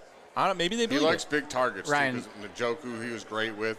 Yeah, I'm okay with that. Like, I wouldn't be thrilled. I'd much rather just take Travis. You're trading with but Jacksonville, so next year, who knows? Maybe you have the first overall pick. Like, they're one of the teams that can completely suck next year. Ryan, I want to get your pulse here because 60 beats per minute. Okay, you are. Oh wow, good for you. Yeah, you're. He's got the Apple Watch on, just in case Shador comes through tonight, that he could throw the wrist up. But Ryan, so what is the point where you trade back in the first round where obviously you're not going to be disinterested in the NFL draft? We've been talking about it for 3 months now. You're going to have some pull in it, but you're like, they messed it up. Just purely off of trading back, and you hear to this number slot, they messed it up off rip. Yeah, if I can't get Travis Hunter, if I can't get Genty, and I don't even love drafting a running back top 5, you really have to hit on that. That's it. I don't want to do that. My team sucked, and I want to reap the benefits of sucking. In a scenario where they trade back, he's going to be mad. Yeah, he's going to be really upset. That's what I figured out. Seriously, like, I'm not joking when I ask this. So would still be mad with 3 first-round picks? Say it's Denver. Say it's Denver at 20. You have the opportunity to jump Pittsburgh, and you're getting 3 first-round picks. The Broncos 20, and then 2 more first-round picks after this. I'm missing the playoffs next year. What if it's Denver? Sanders falls to 20. Some magic reason he falls down. Whoever is at 2. He could fall there. Don't worry. That's not Hunter a question. goes 2. Sanders falls to 20. We trade with them, and that's where we get If you him. can get Sanders at 20, and then you get 3 first-round picks, and then I can get if like an Amari and Hampton or an Emeka Buka was at 33. Mm-hmm. Yeah, I'd be fine with that. And I have 3 firsts. Fine. This all does boil down to the fact, and it's funny all the names that we continue to gravitate towards this weekend as a whole. Forget about trade down scenarios for a second. They got to find a way to score some damn points. Yeah. That remains the biggest thing for this team right now is, can you go out there and keep up with the Cincinnati Bengals offensively? Can you go out there and compete with Lamar Jackson? We're mentioning quarterback as the big obvious elephant in the room to solving a lot of those problems. But day 2 should present an option for the Browns to address running back. It's a loaded running back class. And the amount of guys that they've met with out of that running back class, everybody here should be optimistic about because they've met with a ton of those guys. Same with tight end. It's a deep tight end class. You would probably like to find someone to pair up nicely with David Njoku, especially because you're getting back to Kevin Stefanski ball. You got to find a way to score points, and I think with that in the back of your head, like in the movie Draft Day, when he writes on his sticky note, no matter what, I think the Browns should just score some points no matter what, whatever way that it looks like. You know who that should be in the back of your mind, and Travis Hunter would help. Travis Hunter would definitely help that. It would. Breaking news. I'd be fine. If it's not Shador, I personally don't want to draft a quarterback at 33. I think there's so many holes you could fill there with a running back. Travion Henderson will probably still be there. Whether he goes 2, then Marion Hampton might still be there. Or you can even go Josh Connolly Jr. You should still get your tackle there, which I think is a much better price for guys that I don't think the skill gap is that much bigger than. There's just so many better things I think you could do there. If you're not going to throw your dart in the first round, no pun intended, Jackson Dart, I don't want to throw it at 33. Too Tabling, early. tabling the idea that the Cleveland Browns trade just for a moment. Okay, so we're going to 2. Let's talk. We're going Travis Hunter at 2. I need all of our quarterback power rankings, regardless of where. What guy, top 3 guys, you would be the happiest with? Rank them 1, 2, 3. Let me ask, is Shedeur included in this as well? Included, yeah. Everybody but Cam. Obviously, I think Cam Ward is going to be gone by the time the clock hits 8:10 p.m. Can I factor in the price it would take to get them? No. Just the guys that you would be most happy about based off pure talent alone. Number 1, just for the vibes, it still is going to be the wrist up. If you're factoring in that you can match him with Travis Hunter as well, it's going to be Shedeur. 2, I love my boy Rip Milroe. I think he's got the best natural athleticism of any quarterback in the draft. That's not something you can just scoff at. When you have Lamar Jackson in your division, you watch this accuracy-plagued project who's fast as hell. 3, yeah, it's got to be Jay Dart. I mean, he's had some issues about how far he can throw the football down the field. He's had a very easy, foolproof system most of his career, not unlike a Deshaun Watson in a way. If you heard Jackson Dart talk at all throughout the interview process, again, not saying I'm the brightest guy in the world, not trying to attack anybody, it doesn't appear to me that Jackson Dart is the brightest crane in the box, the whatever the hell you want to call it. He's a big Star Wars guy. May the 4th be with him in the 2nd round, not in the 1st round. Yeah, so that's why he's going into my 3rd, though. And then Tyler Shuck is like 817th. I'll go Shedeur, Dart, Milroe for the upside. Jay? I'm going to go Shedeur, Milroe, and I'm just going to go anyone but that mother Shuck. All right. I'll go a little bit different for you guys. I'm going to go with Shedeur. We're consensus Shedeur. I think that would be the most exciting outcome. Jalen Milroe, I think probably the most realistic outcome. If they feel like they want to draft a quarterback, that would be tomorrow. That would be Jalen Milroe day. And my 3rd option, guys, I'm being so sincere when I say this, it's Kyle McCord, because that means you took the ball and you punted it into the stands. Jimmy Haslam truly says what he means, that the Browns are in no rush to solve quarterback. Kyle McCord replaces Dorian Thompson-Robinson, and you're looking forward to top quarterback prospects next year. Kind of an interesting name, just because we haven't really talked about a 3rd-round quarterback at all. We've been kind of stuck on this Milroe, Shuck focus of whatever. Is it that crazy to think, like Ryan, you talked about maybe you go Travis Hunter with your 1st pick, you take the best running back available. I'm not saying this guy is going to be stud, definitely a developmental guy, but Quinn Ewers at like an 86 or somewhere later, he's comfortable rolling out in the pocket, which is a big Kevin Stefanski thing, a guy who can get mobile and move out and throw an accurate ball, and he's big on RPOs, which is like another thing that you look at with Shedeur connecting him back to the Browns. So I think it's a weird, no one's talked about him for later in the draft. I don't hate him. I don't love him. No, me neither. I'm just saying that I haven't heard his name once for the Browns. I think you could put him in the same category as Kyle McCord as to you're looking at top quarterbacks Let's next punt, year. baby. I'll punt it. If it's Quinn Ewers, straight ahead Bring on the Big back. Play NFL Draft Party. Matt Fontana joining us. Are the Browns trading this thing? Are they keeping it? Is it Travis Hunter? Is it Abdul Carter? What is going on? We'll answer that with Fontana. Don't go anywhere.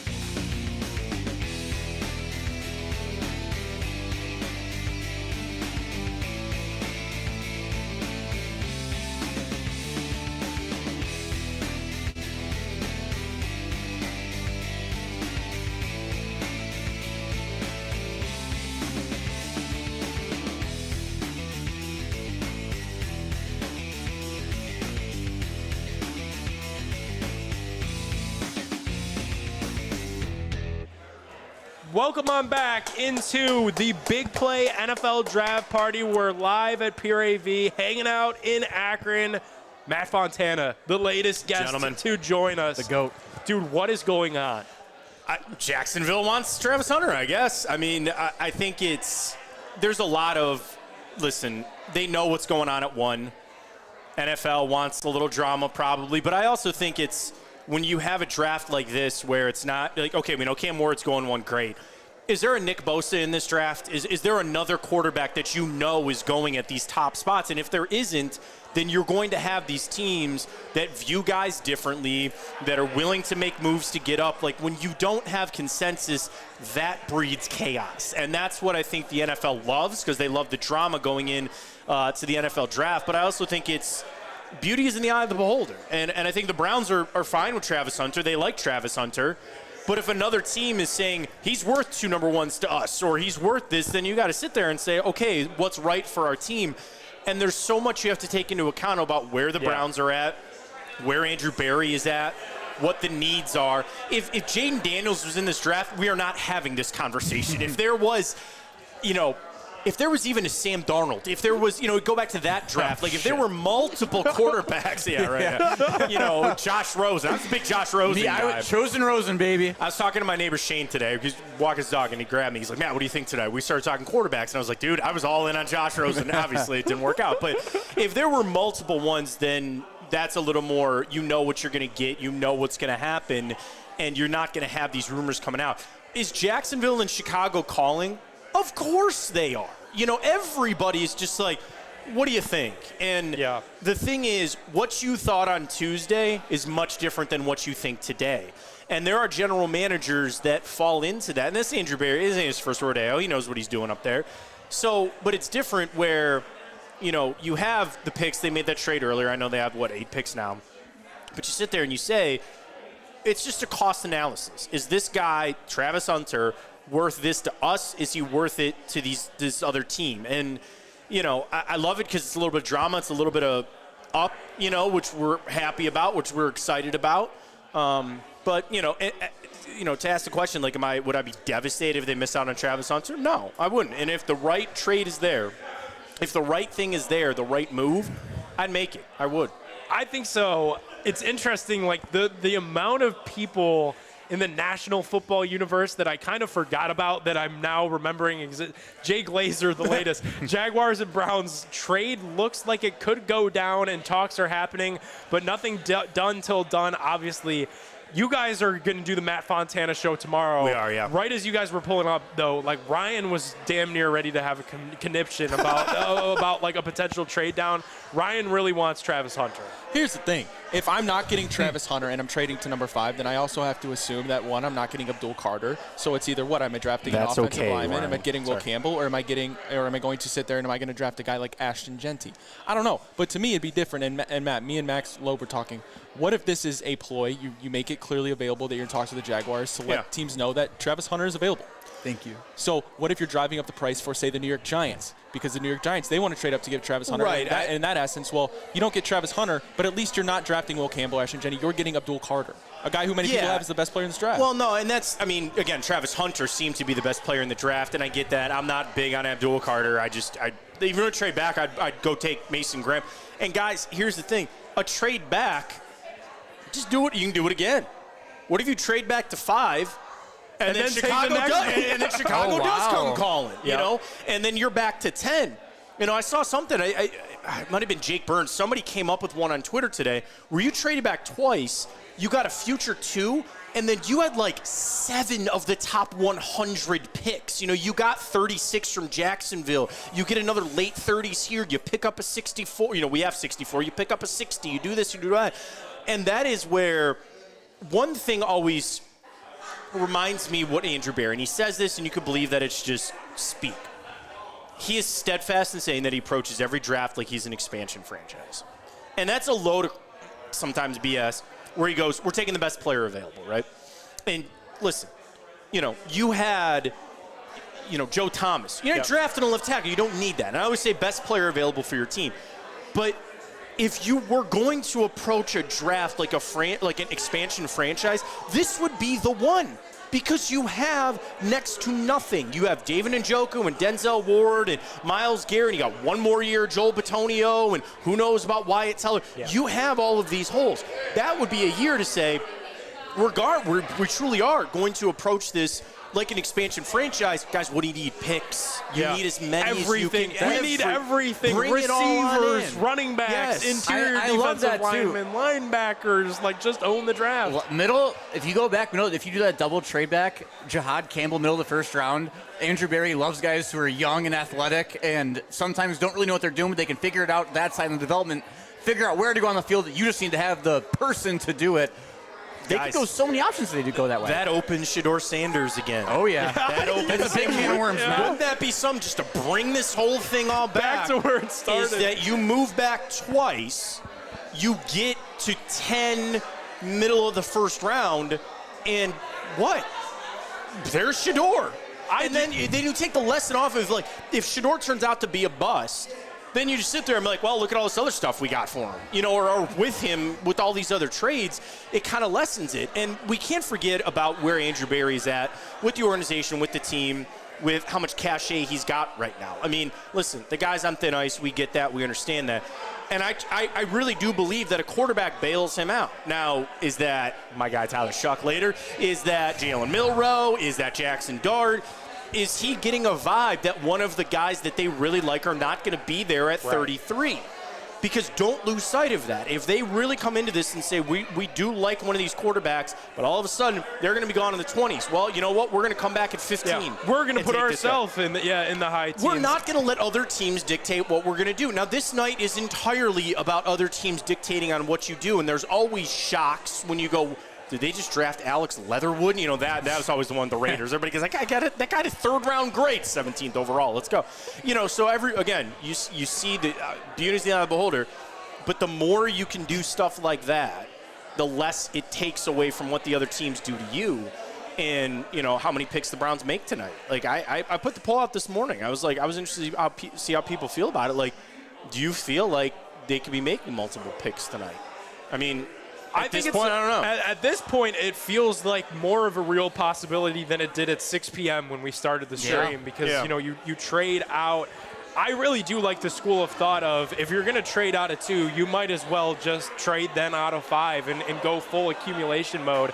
And I've done that a couple of times in the multiple mock draft simulators I am out sad there. to see the mock simulators go away. I was hooked on those things. I love them. Me too. I passed plenty of time on the mock draft simulator. Well, and it's weird because when we do those, there's ones you do and like, oh, that guy fell. And I know it's just a joke and it's just kind of online. But like, oh, that guy fell. Then you do it 10 more times and not once is that guy actually still there.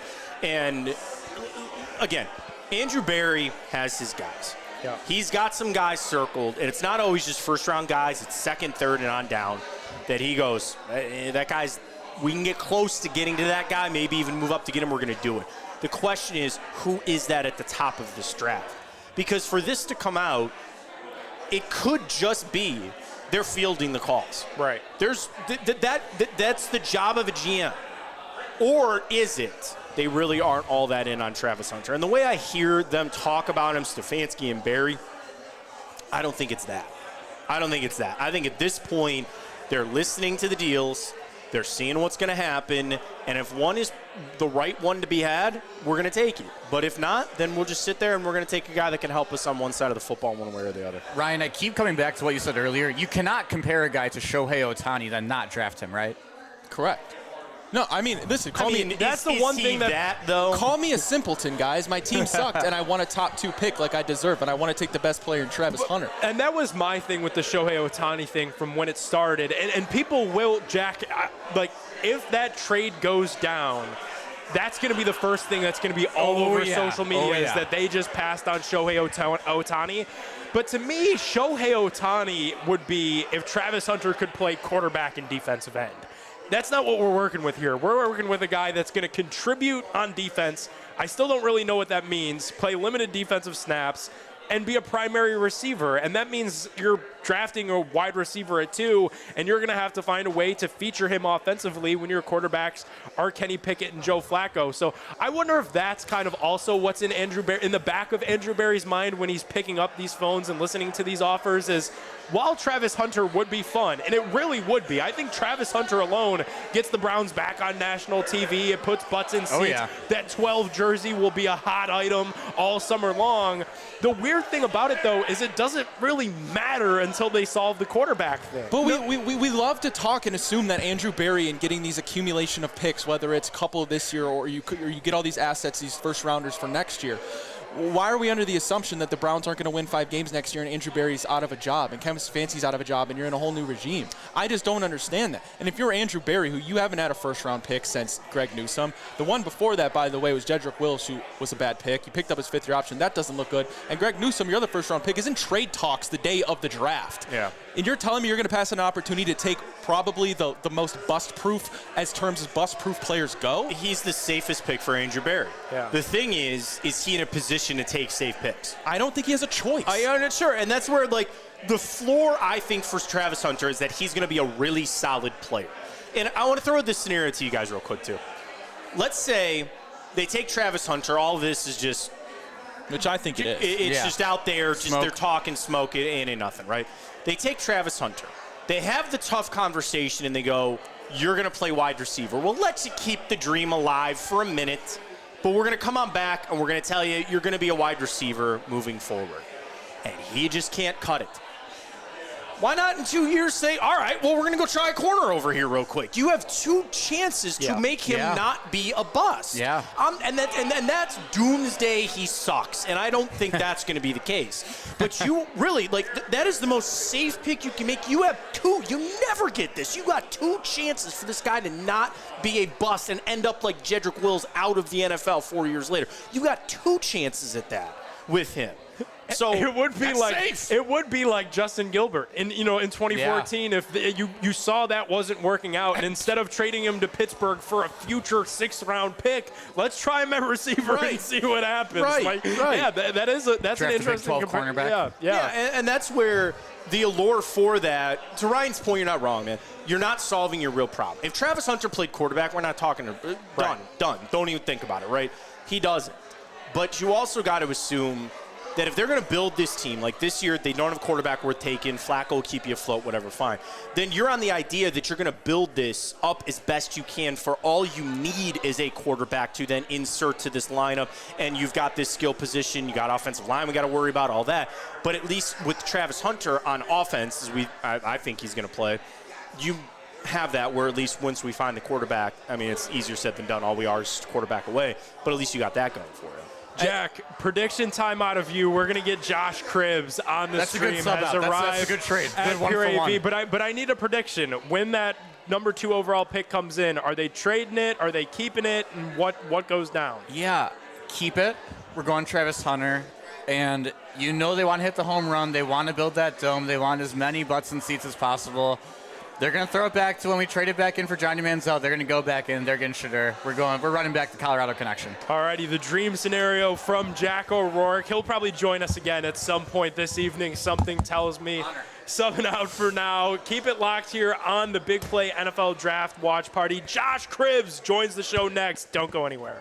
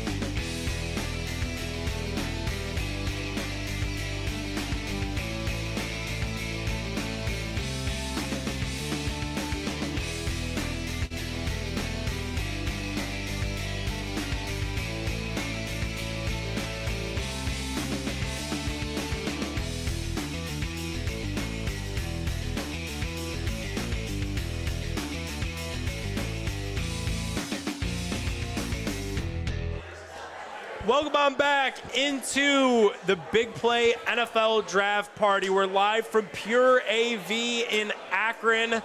We officially have the Big Play app shut off of the TVs here at Pure AV.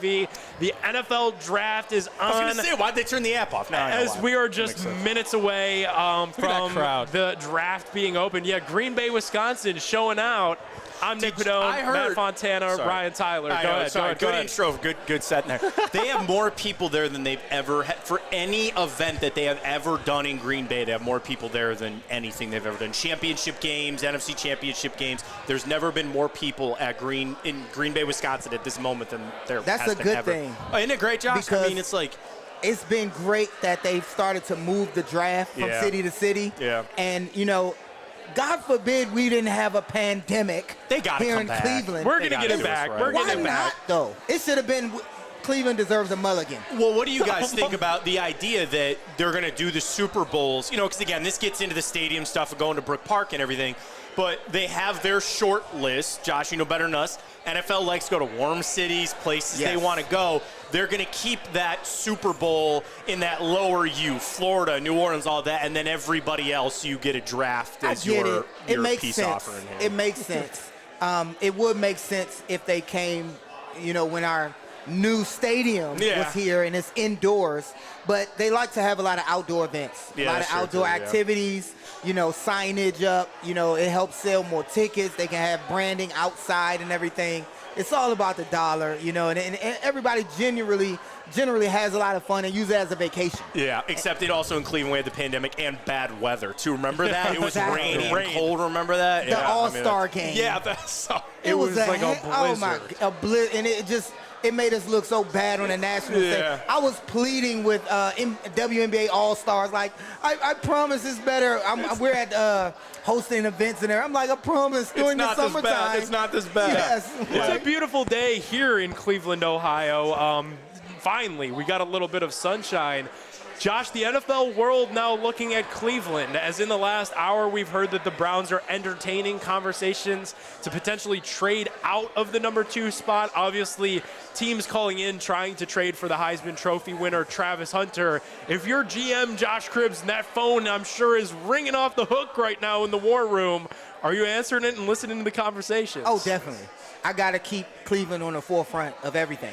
If I'm the, general man, even if we plan like we all know they should, hey, he's there, take him.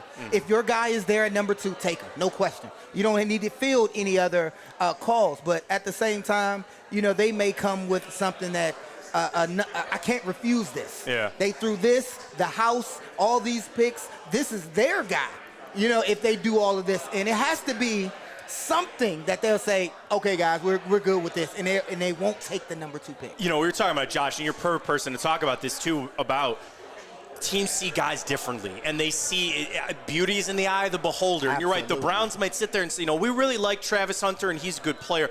Jacksonville could be like, no, he's like everything to us. And it doesn't mean that he's a bad player. It doesn't mean that the Browns wouldn't like him, but there just are other teams that they just fall in love, like Ditka did from Herschel. Exactly. And just go, or Ricky Williams, and he goes, I got to have him. And they sometimes make bad moves. And they throw the house at it. Yeah. And it's our opportunity to say, do we like this house that they're presenting to us? Yeah.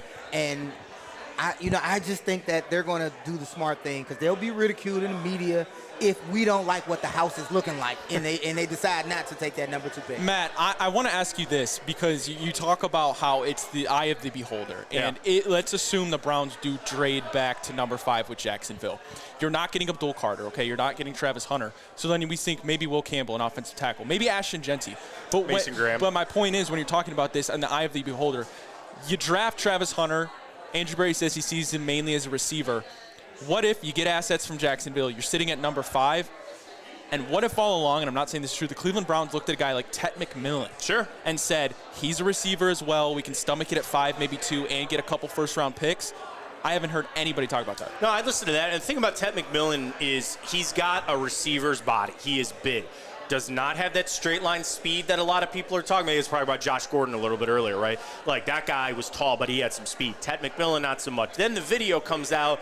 He doesn't like watching film, or he doesn't really like football. So, like, all of that plays into it. And there's all this guys leak stuff out because they want guys to fall or they want somebody to be there when they pick. I'll listen to that on Ted. But, I mean, that's where, any of this that happens, let's say they do make the trade. Whoever you take, it no longer just becomes about that guy. It becomes a comparison of what you got. And you sit there and you say, okay, let's say they did trade away from Travis Hunter. Let's say around they do take Ted McMillan. But then they use that other pick to go take, I don't know, Jackson Dart. And then they take Terrence Ferguson, tight end out of Oregon. They take Birch, the pass rusher out of Oregon. All three of those guys will inevitably be compared to that one guy. And what I can't stomach is that one guy balling out. Exactly, Josh. And it's we also missing it. And how many times have we done that where, like, you get this collection of, I just keep thinking of, like, Jabril Peppers and David Njoku. And Njoku's a fine player. Peppers isn't even here anymore. But you got those picks compared to what you could have had, or even worse, what you missed on not taking, or things along those lines. That always happens. But yeah, man, Josh, how can you stomach that if Travis Hunter becomes an all-pro? Right, game changers versus game fillers. Yeah, that's a good point. And if you pass on a generational talent, someone who can change the game immediately with one play, that's basically what it all boils down to. Yeah. A guy who's going to play and have success with one team versus all these fillers. Like, they look good on paper, but in the fall they don't come out. They have no effect. Yeah. You lose games, but then you see this guy is balling, and that other program, that other organization starts to win. Just get the guy that we know that can play and be a talent, be an institute. Just go get that guy. And he's safe because everybody's conditioned for it. If they walk up there in, 20 minutes, and they go Travis Hunter, no one's going to go, what? Everybody's going to go, oh, good job, great. And I think that buys Andrew Berry a little bit more time of just, hey, man, that's fine. Now, we'll grade you on 33. We'll grade you on 64. Absolutely. We'll grade you on the other ones here. But you did just status quo. Just do it. And you're right. You're still getting, I think, a really good player, Josh. I think they want to, as we say, like, don't get cute. I think they want to do something impactful. Yeah. Right? And every GM really does. Like, oh, we made that pick, and this was the turnaround. For me, and I think a lot of fans, do it at 33. Do it after the number 2. Now get cute. Yeah. Once you solidify, okay, we got a bona fide talent. He's going to play on Sunday. Now let me see you trade up. Oh, okay. We're going to see. Time will tell. I can't wait till the fall. But at least we came out with a sure thing, which we all feel like the consensus is a Travis Hunter. It opens the door to try something else. You take Travis Hunter. I'm not saying do whatever you want for the rest of it, but, like, how many drafts do we look at, guys, where you come out and you're like, just 2. Just give me 2 that I know can play. And, what's the old saying? First round should be all pro. Second round should be near Pro Bowler. Third, fourth round, legit starters, 5, 6, 7, backups, maybe even special teams, things like that. But, like, if you get the 1 and you find me 1 more, I think that any GM would sit there and say that's a successful draft. And how many NFL NFL drafts are you going to have the opportunity to take the bona fide best player not at pick number 1? Yeah, I mean, then the questions come in about how good this draft is, or I think Travis Hunter would be a top 5 pick in the last any draft. I never understood that. I think he would be a top 5 pick in the last 10 drafts. Do you guys think he's getting sucked down because of the rest of the draft? Like, the narrative is so strong that it's not such a good draft that it's bringing him down too. It is, and last year you could look at that draft and you look at the QBs from that draft, and look how they're playing on their prospective teams. You look at like a Caleb Williams, like Chicago, and you see these guys and you compare. You can't help but compare, and you think, maybe this is not that, because in the interim, people thought we were trying to tank for a few drafts, that aren't here yet, for quarterbacks that haven't been, that haven't come up yet. And I just think, again, I don't get too excited for the draft, only because the Browns traditionally kind of flop these opportunities. We get guys that look good on paper, but we never can get the Lamar Jacksons. We never can stumble across a great guy. Just take this. I hate to call it a safe pick because I don't want to take nothing away from Travis Hunter and his ability to be dynamic. this will be a monumental pick for this team. And it's something that you're going to need to shift. Like, we know where we've been, what we've gone through. You need that. And Josh got me on this too, so I'm thinking about, there's a bunch of guys in Berea right now because they're starting to get ready to working out, sitting there watching the draft, just assuming it's going to be Travis Hunter. What does that say to them? And the ideas that they have about what's going on if it happens. Real quick update, Ari Mervarev of the 33rd team, if the Browns make a trade, it will not happen until they get on the clock. So don't expect anything while the Titans, for some unknown reason, because they need to eat up all of our time tonight, will take all 10 minutes to take Cam Ward, even though they told everybody on Tuesday they were taking Will him. you jump in the lake if the Tennessee Titans take Travis Hunter and Cam Ward's a Brown? I would do whatever. Here at Pure AV, everybody said that. I will happily do that. If that means Cam Ward Will you falls shave to the the beard? I'll do what I would walk home from Akron. By the way, it's a trap. past Firestone, and we'll be there sooner. South Dakota companies will be there soon. I would walk home from here if whatever it took to get Cam Ward. Oh my gosh! Don't tempt me with a good time, Ryan. Beyond Shador Sanders, is there a quarterback that you are looking at that this team needs to have on their roster but don't have to worry about picking right away? I got a hot one. Ryan knows where I'm going. Tyler Shuck out of Louisville. Okay. And listen, Josh, tall. And I'm going to ask you this about the age thing.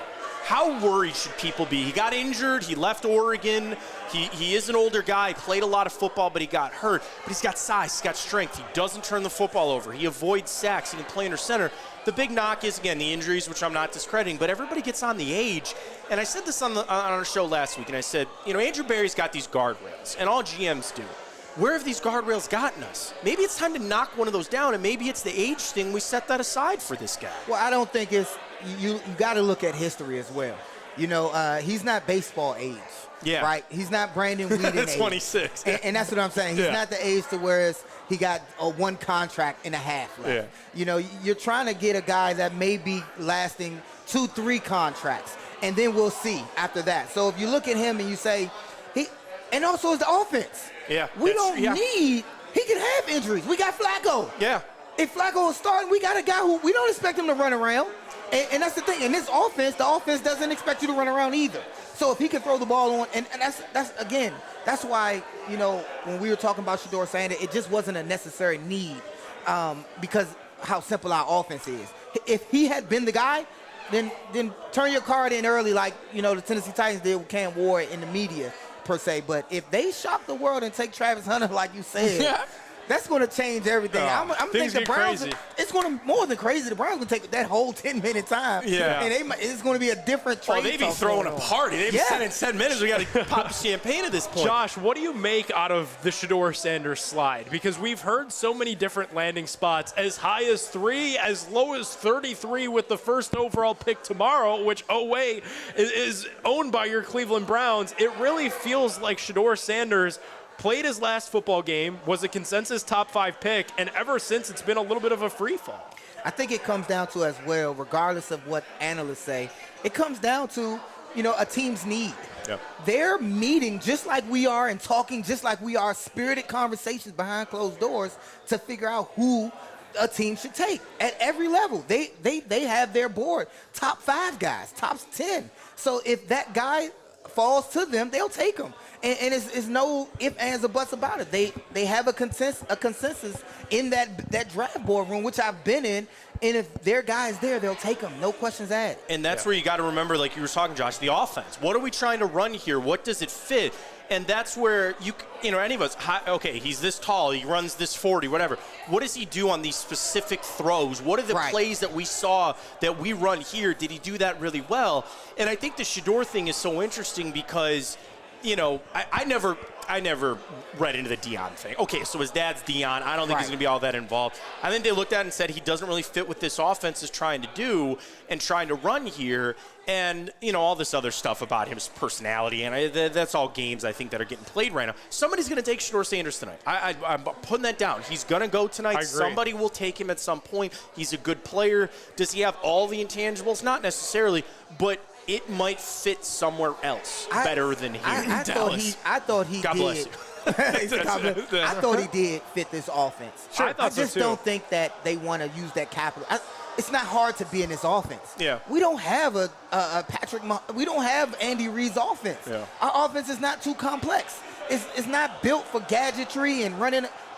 So I think a lot of quarterbacks, if they're good passers, they can fit in this offensive scheme. I think we were looking for more talent, more bang for our buck, as opposed to going all out on a quarterback that may not play. What about the trade backs then, Josh? We were talking earlier, not just like, let's say they go back to 5. What if they pull the trigger again and go back to 10, go back to 15? You get all this stuff, and then you grab Shedeur Sanders. That's being cute. Yeah. You're not sure if he'll still be there. Let's not, pretend we know everybody and who, what everybody is thinking. Draft people in the draft board, they don't care what analysts say. Yeah. They're not looking at the news and looking on ESPN and NFL Network to say, he's right, guys. He's right. Let's take.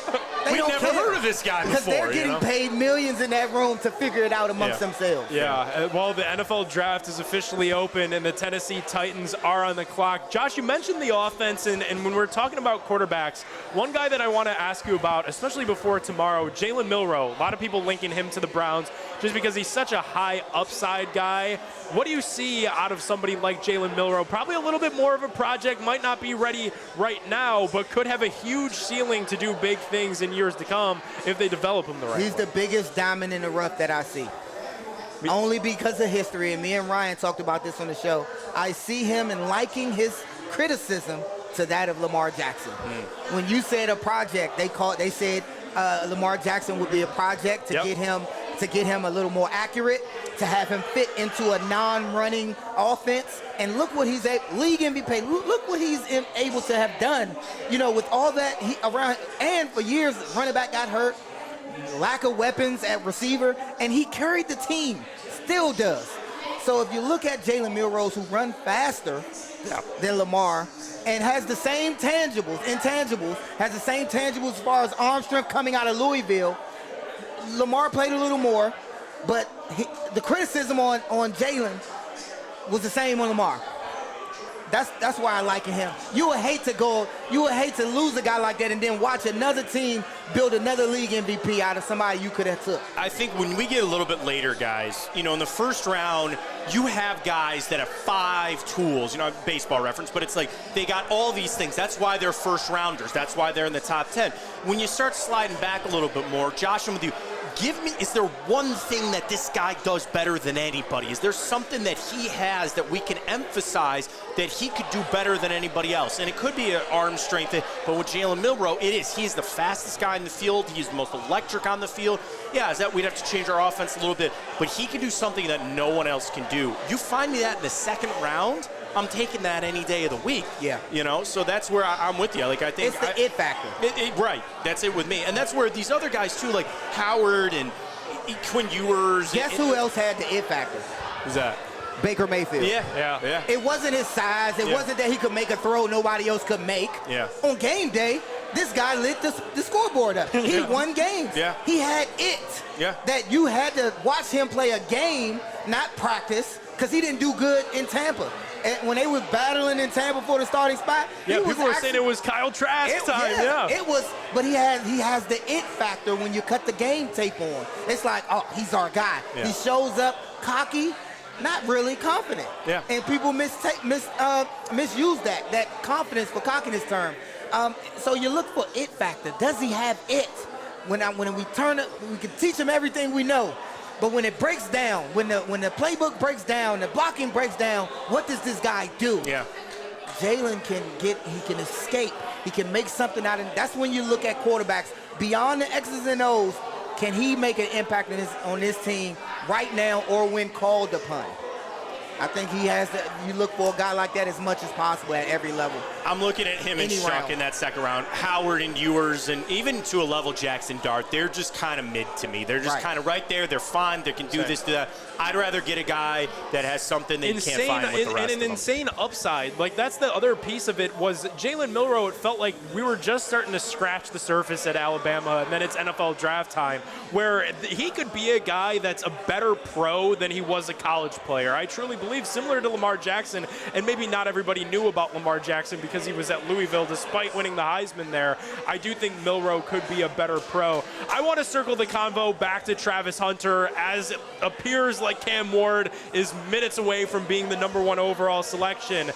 Josh, as a receiver, the Browns are in the market to score some points. I think that should be the note card that's in Andrew Barry's pocket, like in the movie Draft Day. It should be score some points no matter what, and I think Travis Hunter is the guy to help them do that.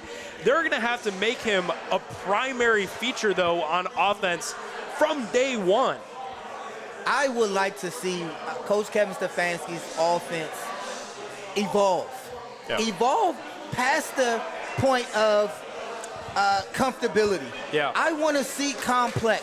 I want to see movement, motions, double routes that break off inside. I want to see all of it at once, not just a game here or two where we run different type of screens. I want to see a completely different offense in the framework that he's used to. I just want to see our coach that we love evolve. Pick is in. Evolve. Yeah, and it's all going to be about getting that guy that can fit, the guys that can fit. The consistency is 100%. I think we all agree. Stefanski knows what he's doing on offense. He but does. if he can just get it but and when get you the get guys, these talented guys, yeah, let's see you work them. right, Yeah. Because you had an Odell, you had a this guy, you had a. Now we need to see you work with your guys, work with them outside of the playbook, if that makes sense. I need plays for this guy. And it's anybody comes in, they've got to fit what we do, but then you got to fit what we do to fit them too, and Exactly. that's the evolution that you're talking about, which I 100% And agree. especially if you're going to take them at the #2 overall pick, Right. you're saying that this is a guy that's going to change games for us, and we haven't seen the Browns truly feature a wide receiver, in my opinion, since Josh Gordon. You know, like, I get Jarvis Landry had over 1,000 yards receiving. Odell Beckham Jr. did it. But to actually feature a guy on offense and say that he's a threat to score a touchdown every time he touches the football, you need to make sure he's touching the football the right amount of times. I had this one. I put this out on Twitter a couple days ago. A little trivia question for you guys here. Over the last 8 seasons for the Cleveland Browns, their leading receiver, who was the only guy that they drafted to lead the team in receiving in the last 8 years that the Browns drafted. last 8? So it's not Odell, they traded for him. It's not Jarvis, they traded for him. It's not Amari Cooper, they traded for him. Last 8 years. So is that too early for Josh Gordon? It's not Josh Gordon. Right. Not Josh Gordon. A little bit of breaking news on the program as the Cleveland Browns traded the #2 overall They pick, traded it. a 4th-round pick, and a 6th-round pick to the Jaguars. The Browns get 5 overall, their 2nd-round pick, a 4th-round pick. Browns What do they traded get? it. What do they future get? first. They traded Say it. that again. They got a 5. They got 5 this They got year. 5 overall, 36 a 4, overall. and a 1 next year. Wow. Wow. They actually traded it. So they traded Travis Hunter to the Jacksonville Jaguars. Wow. I can't believe they actually traded it. They got 36. They got 5 overall. They got 36. 36 And what did overall. we say we didn't want them to do? Get cute. 126 overall and a 2026 first-round pick. So they'll have the Jaguars' first-round pick next year. All signs point to Travis Hunter going to Jacksonville. Wow. It's first-year head coach. I can't believe. Oh, and by the way, not to ruin Cam Ward's moment, he's looking down to be the first pick, and they're talking about the Browns making the trade. Schefter is in his bag He's in right his bag now. while poor Cam Ward is trying to walk down as the first overall Guys, pick. this, the Browns this, traded it. This to I me, can't believe it. This I cannot to me believe this. is a byproduct of Wow. how bad the Deshaun Watson nightmare was, because the Browns understand that they're not in a position to compete this year. They're not in a position. I can't stomach Will Campbell. So it's Mason Graham. Mason speechless. Graham's going to be your pick. Mason Graham's I'm your pick. speechless. I cannot believe they made that. I can't believe they actually traded it. By the way, I so am I'll speechless. take that haul. I will take that Matt, trade. let me I'm ask, fine Matt, with that let me trade. ask you this. Matt, let me ask you this. Yes. Browns are on the clock at 5. Okay, Abdul Carter goes 3 to the Giants. We know Travis Hunter's probably going 2. And let's say Take Mason Patriots Gra- take Will Oh, Campbell. yeah, they want an offensive lineman. Do yeah. you take, I understand the appeal of Mason Graham, you pair him up with Mike Hall, Myles Garrett, that's great. Do you consider Ashton Genty? I would. 100%. You could probably get a Travion 100%. at 36 or 33. Right. You could get a Quinshawn. But do you take the allure of how much better Genty is as a top running back in this class? I would think about it. I would first call some people and say you want to trade back again. But now that you have 33 and 36, that opens it up to quarterback, running back, 33, 36. You're 100% right. Yep. But what if you could get at Genty at 5, and let's say an Emeka Ibuka slid at 33, but you're playing games there. You're playing games there. And I then think if the Shador at Browns 33. get Jonty, I think I can not feel as sick as I did now. Josh is in it right now, man. I also feel like I'm going to throw up here all over the table. Let's, for just a second, they're taking Travis Hunter, right? They got 5 minutes on the clock. There is no world that they did this for anybody but Travis Hunter, right? I think no sense. It makes no sense. It makes no sense for them to trade up. They don't need a pass rusher. They're not taking a quarterback. There's no need for a pass rusher. Right. It's got to be for what Travis blows Hunter. my Him mind. and Brian Thomas Jr. would be a hell of a duo. It's a good duo, yeah. It is. It's a very good duo. What blows my mind, though, is the fact that the Browns, they're sticking to their guns. They said they weren't going to force quarterback this year. You get that Jaguars first-round pick next year. Now you're in a position to put yourself in the Arch Manning sweepstakes, if that's what it is.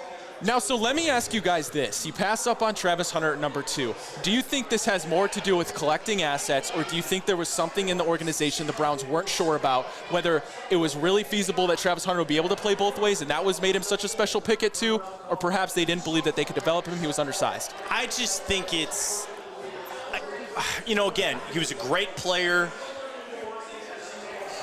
They just didn't see something with Travis Hunter. You don't make this move unless you have a question about Travis Hunter, Josh. I don't know what the question is, but they clearly have a question about it. I have 28 unread texts, and I had 0 unread texts 5 minutes ago. They just don't see him as the elite game changer. You don't take a guy that high unless he's your guy. Well, especially at quarterback. Yeah, exactly. I was going to say, you don't take a corner there. You could take a receiver, and honestly, I guess I can talk freely now because he's not going to be on the Cleveland Browns. We get drunk on these receivers that are 6'2", 6'3". Yep. I mean, he's 6 foot. I'm not saying that he couldn't have been electric, and he might be, but for everything that they were selling, they got the deal that they obviously were looking for. Right. But you don't make this trade unless there was something about Travis Hunter that you didn't like. Ryan, you're probably right. Whether it was the dual position, maybe they didn't like Josh, how kind of dug in he was, that nope, I'm playing both ways. Right, I want to do that. Because honestly, I've been saying this about, people keep saying that Greg Newsome is trade bait and all of this. But I don't think there's another nickel that can come in and play as good as he has played. Right. Yeah. You can find a true corner that maybe can come in, but we have 2 true corners that play at a high level. So, I mean, unless you just moving on from Emerson, that'd be crazy. Or what do you say, Will Johnson, Michigan, he's around the 5th pick, and maybe they say that this guy's a true corner. I agree with you. Do you guys think that there's a scenario ever Jaguars take Travis Hunter. Let's say the Giants are still sold on Shador. They shock the world, take Shador. New England's faced with, you take Abdul Carter or do you take your future tackle to protect Drake May? If that happens, I think they're locked in on tackles. Then if that happens, Browns could get Abdul Carter. And you'd sit there looking like geniuses. You'd look like geniuses, wouldn't you? And then I'm Harvard like, degree. And then I'm like, not so bad. But it's also interesting, too. I'm glad you brought up the Giants. Nothing changes for the Giants. Correct. If Travis Hunter goes, too, it doesn't matter who it was. But now their calls are going to be on for people that I don't think for Shador, but somebody loves Abdul Carter. Somebody, I don't know, maybe loves Shador. It's interesting to see that this is such big news that the Browns traded out of 2, but nothing changed for the Giants, who are also reportedly burning up the phones. But now what do they have now, guys? They have what it took to get to 2. So now the Giants consider, well, they just got that for 2. This is what we're asking for 3. And you're also trading with the Jaguars, a team with a brand new head coach in Liam Cohen, a brand new GM. Who's to say they don't suck? I was just going to say, that's an easy 18 weeks to cheer against the Jacksonville Jaguars, because that's what we're going to be doing. We need that Jaguars pick to be high now. Well, Jaguars we needed to be high. However, this is a good pick for them. Yeah. Lawrence needed another weapon, and they have it. So this is capital for them. The pick is in. I just want them to be able to have taken, our guy if we needed to. If we could still get, let me see, Abdul Carter. Yeah. I think it's a win. I would agree. I know you're high on Mason Graham, Matt. The one thing that we talked about the other day on the Big Factor, I actually had an opportunity to talk one-on-one with Mason Graham at the Combine. Yeah. He said his meetings with the Browns were going I really believe well. that, yeah. And I mean, I think you talk about pass rush with Myles Garrett. You think on the edge, it can come up the middle 100%. Roger Goodell at the podium. He's doing an ad read here. That's Go on to Temu.com. that's nationwide for Walter Payton From Man of the Year. And I mean, I think, obviously we all assume it's going to be Travis Hunter here on the pick. And yeah, then, guys, this is also a move that doesn't that keep Andrew Berry around a little bit longer for next year to go. You got 2 first-round picks next year, and especially, again, you sell short on Jacksonville. You maybe sell a little bit short on what the Browns are going to do next year. You could have, honestly, I hope it's not the case, guys. You could have two first top 10 picks next year. You very well could. In a draft that maybe there's a quarterback worth going to get. So we'll see. And now you've got the ammunition to do just that. You have the ammunition to almost do anything you want. Genius. Yeah. If they're still able to get Abdul Carter or Johnson. Sure. Genius. Yeah, I think so as well. Here we go. Another live read. Yeah, they got to get nationwide. Presented by Swenson's. Love you guys. For real. Notice they don't have the camera on Travis. They don't. They showed him for a second. Because they'll show him walking in already. Yeah. They showed off. You could probably see the pink walking up. If you just he does have a very. He look real hard. That's like a highlighter pick to it. That was sharp, though. I like it. Yeah, it was. It was pretty sharp. Yeah, we know, Eric. Thank you very much. Eric Armstead is making the announcement. That's why you're standing up there. That's why you're up there. Yeah. No? Here we go. I don't know why we're getting excited. It's Travis Hunter.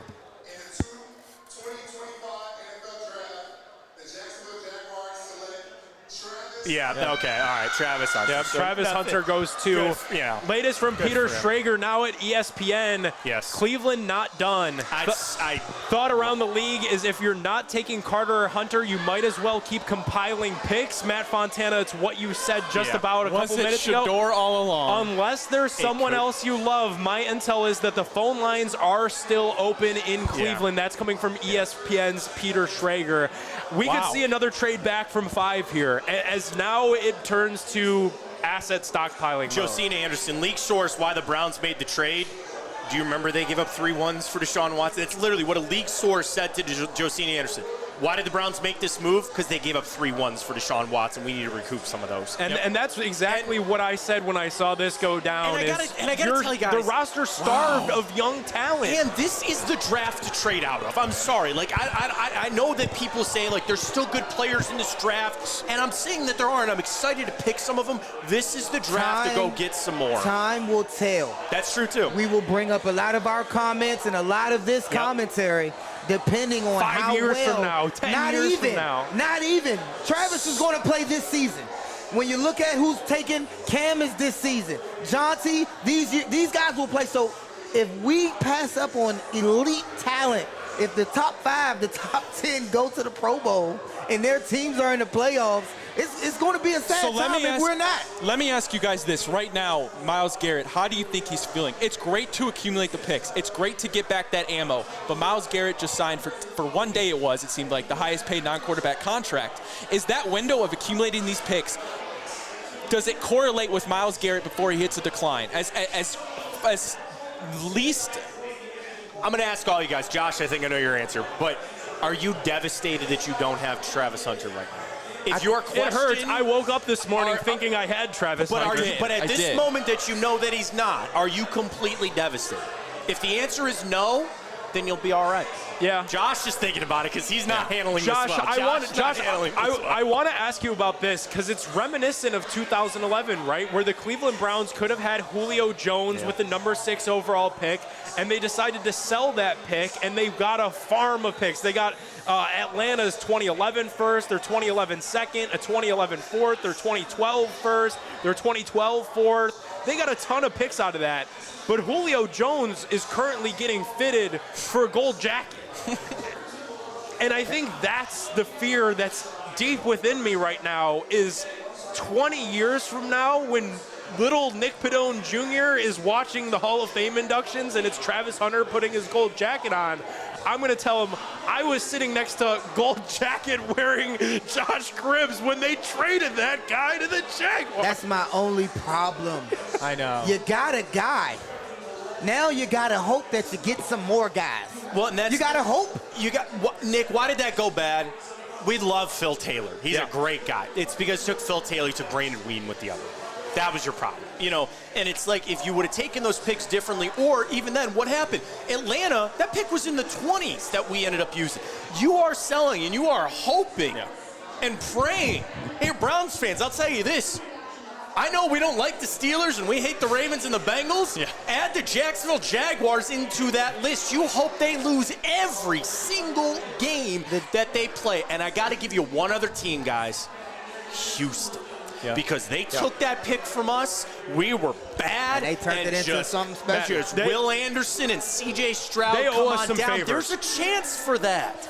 Just think about that. For everybody that's that upset, which I get. What I'm thinking think about about what Houston was able is to a do. scenario that we talked about just a few seconds ago. And the Giants' pick is already in. I don't think they hesitated at all. No. I think when things I think they know who their guy is, and I think it's Shador Sanders. I think it's Abdul. I think it's if it's Abdul. Shador, this gets very interesting. I think it's Shador. I think it's going to be Abdul Carter because I don't think anything that happened changed much for New York because you knew that it was going to be Cam Ward Exactly. No, and I don't Travis think Hunter. changes for It them. was just a different team that took Travis Hunter.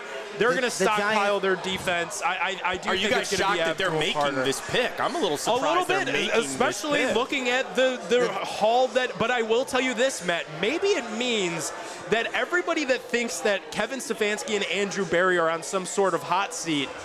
Maybe that's not true. I think that's maybe a little bit truer in New York. I think it's more true in New York. where they feel the Especially pressure. Dabo. Yeah, But you see how Jimmy came out for. We talked about it on the show. He came out and just said, "Hey, Deshaun was my fault." Yeah. It was a consensus. The other guys under me, they're doing a good job. Yeah. Yep. I mean, so they're around. Well, and the other thing is, Andrew Berry, I got 2 1s next year. Like, and granted, people, depending on how this draft goes, they might be screaming, "I don't want you to make those picks." But that's hard to fire a guy when you got 2 1s coming up for Especially you like, here. I'm not trying to get too excited See how about. excited Dabo just was. Yeah, he sitting there he going, looked awfully giddy knowing that Abdul Carter was probably in the car. I don't know. He's an offensive coach. Abdul Carter. Yep. So it's the consensus 1, 2, 3. I think all eyes on Will Campbell here, probably at 4, the offensive lineman out of LSU, and then the Cleveland Browns will be on the clock with the 5th overall selection. But no surprise out of 1, 2, 3, other than our Cleveland Browns trading back. So hold on. So are we just completely out of the realm that Shador Sanders wouldn't be our pick? At 5? I'm Dion not. had told our media, one of these guys will be after, and this is right after he talked to Andrew Berry and Jim. Yeah. And his consensus was one of these 2 guys are being Cleveland. Yeah. There was 32 other teams available there, Yeah. but one of those 2 guys are going to be in Cleveland. Not to play devil's advocate, but if that were the pick, now you've got 2 premium second-round picks at 33 and 36 to get Shador, another good receiver, a good running back at some point there. And guys, 33, 36, just those 2 picks get you back up into the 20s. Correct. If you really wanted to, and that's where, again, you're letting other teams kind of dictate what they're doing because depending on how the slide goes. But I really wonder if they could see some, like the hard slide, which I don't think is going to happen. I think Shador Sanders is going to be gone by the 20th pick, but I just, Diana Rossini adding fuel to your fire, Matt, saying the Cleveland Browns are indeed taking calls from teams interested in number 5 overall. They're open to moving down again. Yeah. And if they could get another first-round pick out of it, they probably would move down again and be like a la the 2017 NFL draft where they selected Miles, Njoku, and Jabril Peppers, 3 first-round picks in 2026. If another Godfather offer like what they received from Jacksonville comes through, I wouldn't hate it. Could you see the Chicago Bears right now sitting at number 10, seeing Cleveland at number 5, They think the Raiders will draft Ashton Genty. Would they give up a first to jump to the Browns at 5? I mean, again, could you imagine getting out of this thing with 3 number 1 picks next year, plus another second and 2 So here we are. Here? Do you remember, and I We're hate full the way, money ball here, Mo, boys. I hate the way when we continue to talk about an event so far off, and then it changes so much. Yeah. But if it just happened already, we go with our initial responses. My initial response is the Browns are going to do what the Browns, they're going to trade down. Yeah. Because of how awful we've done in history with taking number 1 picks or number 2 picks. I said they want to trade down, and because of, different analysts, different words, because of the Colorado Pro Day, because of Deion's statement saying one of those 2 guys will be in Cleveland, because of the the Browns need to accumulate picks. I think overall they felt like this wasn't going to be the draft that they go after all of these number 1 picks, that they was going to stockpile. Yeah. And it seems like that's what they're going to do. And that's what, Josh, more swings at the plate, more darts that you get to throw, and you try to get as many as you can. Will Campbell's going to go here. Remember how the NBA came out and they're like, stop tipping the picks. Yeah. I know. We're tipping the picks. We got to stay off Twitter. So that leaves Mason Graham, who had positive meetings with the Browns in Indianapolis, as well as a top 30 visit to Cleveland. Did Mason Graham. The one thing that I wonder, though, is what's the scene at that Journey concert? If you traded away Travis Journey's Hunter, up there like, dude, we were supposed to be off this stage. They're like, no, keep playing. We got another pick. You traded away Travis Hunter for a defensive tackle from that team up north. I can't imagine the scene at the Journey concert is exactly too overjoyous. Well, and I mean, I think that's the hard part when we get into this situation where we were so conditioned. We were so conditioned that it was going to be Travis Hunter, and it's hard to accept that reality as we sit here today. But when I try to set that aside, guys, I'm going to tell you, I'm not that upset. I really am not. And I think Travis Hunter would have been a fine player. I think he is going to be a fine player in the NFL. I'd say he's going to be great. I think he doesn't play quarterback. And nothing is going to get solved here until you find your quarterback and fix it. Now, I'm not saying that they're going to find this guy this year, but you now have some ammo for next year. If you were not sold, and it's clear the Browns weren't, that's why they accepted this trade. And we were sold. And that's all that matters. I know that's the hard part. We were sold. Are, again, not being a player any longer. We buy tickets, right? And we saw the Cleveland Browns numbers of years. They accumulate guys that just doesn't turn out to be anything special, any difference maker. That's what we felt that Travis Hunter would be, a difference maker. And now we have to wait for another difference maker. Well, I'll give you one more. Guys, he's cool. He's Travis Hunter. He won the Heisman. Like he was the cover of the video game the first time the video game came back. Like, I get that if it is Mason Graham, that's not a lot of fun. All right, nope. And I like it. D-tackle. It's not a lot of fun. And Josh was talking about it earlier. I think you were too, Nick. You don't put up a lot of points right now on this offense. Travis Hunter's cool would have done that. I would have, again, if it would have been him, I'd have loved to watch him here in Cleveland. It's not. And I do think the Browns right now are in a spot as an organization where now more than ever they do need that buy-in from the fans. And I think like Mason Graham would just take the air out of the balloon that we're having here at Pure AP because like it's a defensive tackle from Michigan. It's not splashy. Think of the quote from draft day, the owner threatening the GM. People pay to get wet. People want Mind the big you, that was your move. first pick of last year's draft was a defensive tackle. Yeah. Let me ask you guys this. How much do you think the quarterback situation, where they said, hey, if we get him here, we don't have a quarterback to throw to him. Now, that would have maybe changed next year. I think, Matt, that greatly impacted it because wasting his time. You can't predict next year. You really can't. Nobody knows. How about this? Nobody knows that Arch Manning is going to be any good at all. Guys played a game. We're assuming he's next in line. Yeah. Also, in this new era of NIL, there's no layup that he even declares next year. So I do think that factored into it big time. If this is a guy that we view predominantly as a wide receiver, we're going to need him probably as a defensive back because the two quarterbacks that we have throw a lot of picks, and he's going to have to tackle guys after it. And that's the problem. What did I say before? When we knew that we were going to take Travis Hunter, I was speaking on the offensive game plan, the offensive power that we needed to go with a Travis Hunter, which is evolving our playbook. Coach Kevin Stefanski evolving. Yeah. And he's going with his playbook. The team is going with his playbook. Matt, if you see the pick over there, don't you tip it, by the way, about number 5. I will not tip the Browns. I'll just let you know. If we even make that pick. No, and you're right, Josh, because it's like the future on what? You know, I don't see many offense that Travis Hunter wouldn't fit into, right? Yeah. Like you would say that guy could play anywhere. He could play in any type of offense. I just wonder if the Browns sit there and say, you know, number one, okay, we do have Jerry Jeudy. When we talk about just that position room, and I think he's fine. You know, Cedric Tillman, you expect bigger things there. But you had a clear need.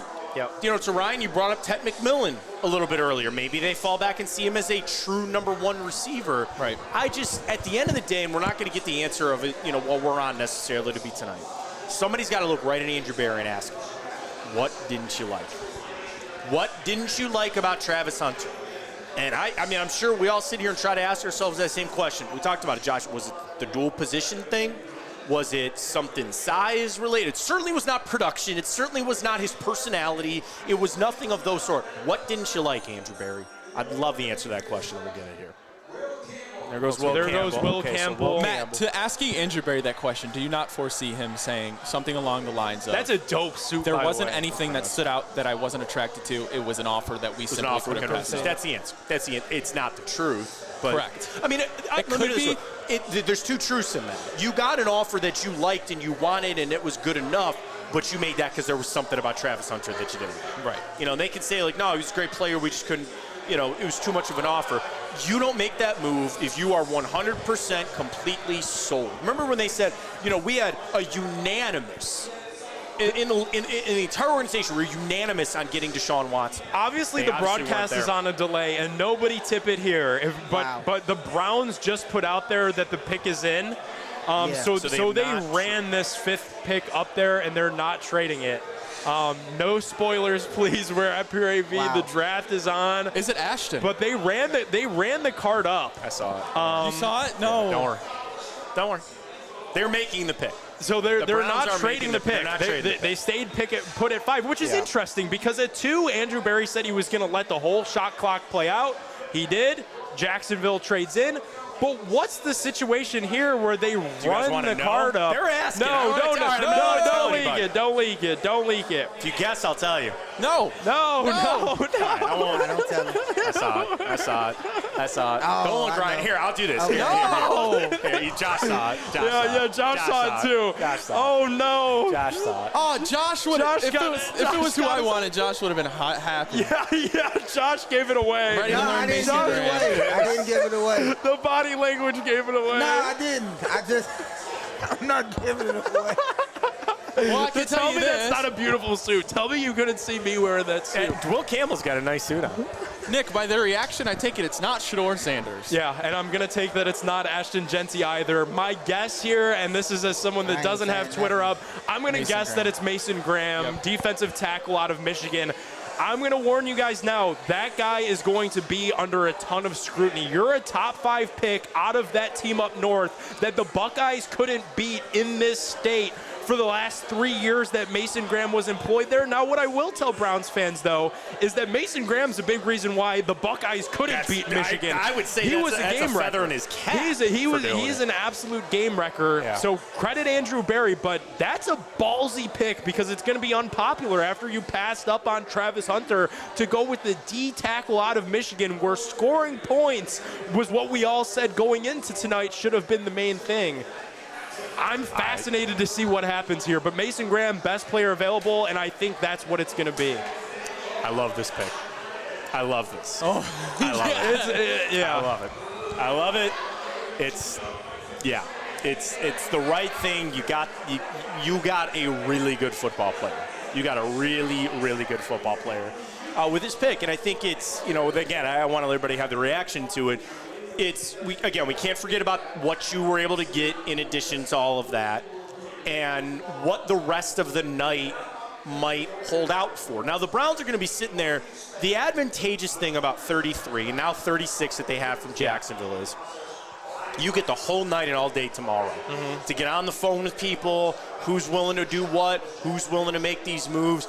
That is ammo that I don't think the Browns want to give up. Unless there is some player that just hits that massive slide, maybe it's your guy Shador, that just slides down and they get to a point in the 20s, they can't pass it up, and they got to go make that move tonight.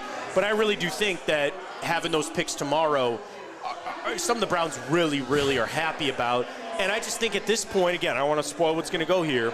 I think you go quarterback, running back, 33, 36, don't even think about Matt, it. you kind of talked about this with Travis Hunter about comparing the player you passed on, and this is a little bit different. It's a different position. But when you pass on a guy like Abdul Carter, yes, you're going to need to see who you draft in 2026, and it's an interior defensive lineman in terms of Mason Graham, but you're always going to look back and say you passed on this guy who could have been Miles' real running mate, and that still could be Mason Graham, but you're comparing an end to a interior defensive lineman at least.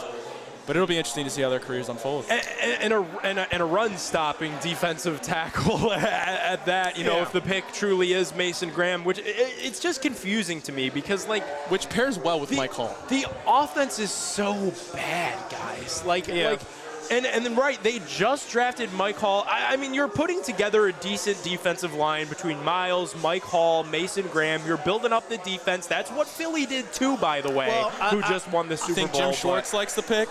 Jim Schwartz is doing a now. cartwheel right now. He is so happy right now. Kevin looking sharp as always. They don't look happy. Yeah, dude, Barry doesn't even have like a suit on. He's got like a warm-up on. He's just like, He's doing too much telephone tag. Barry is sitting there. He looks exhausted is what he does. He looks exhausted right now.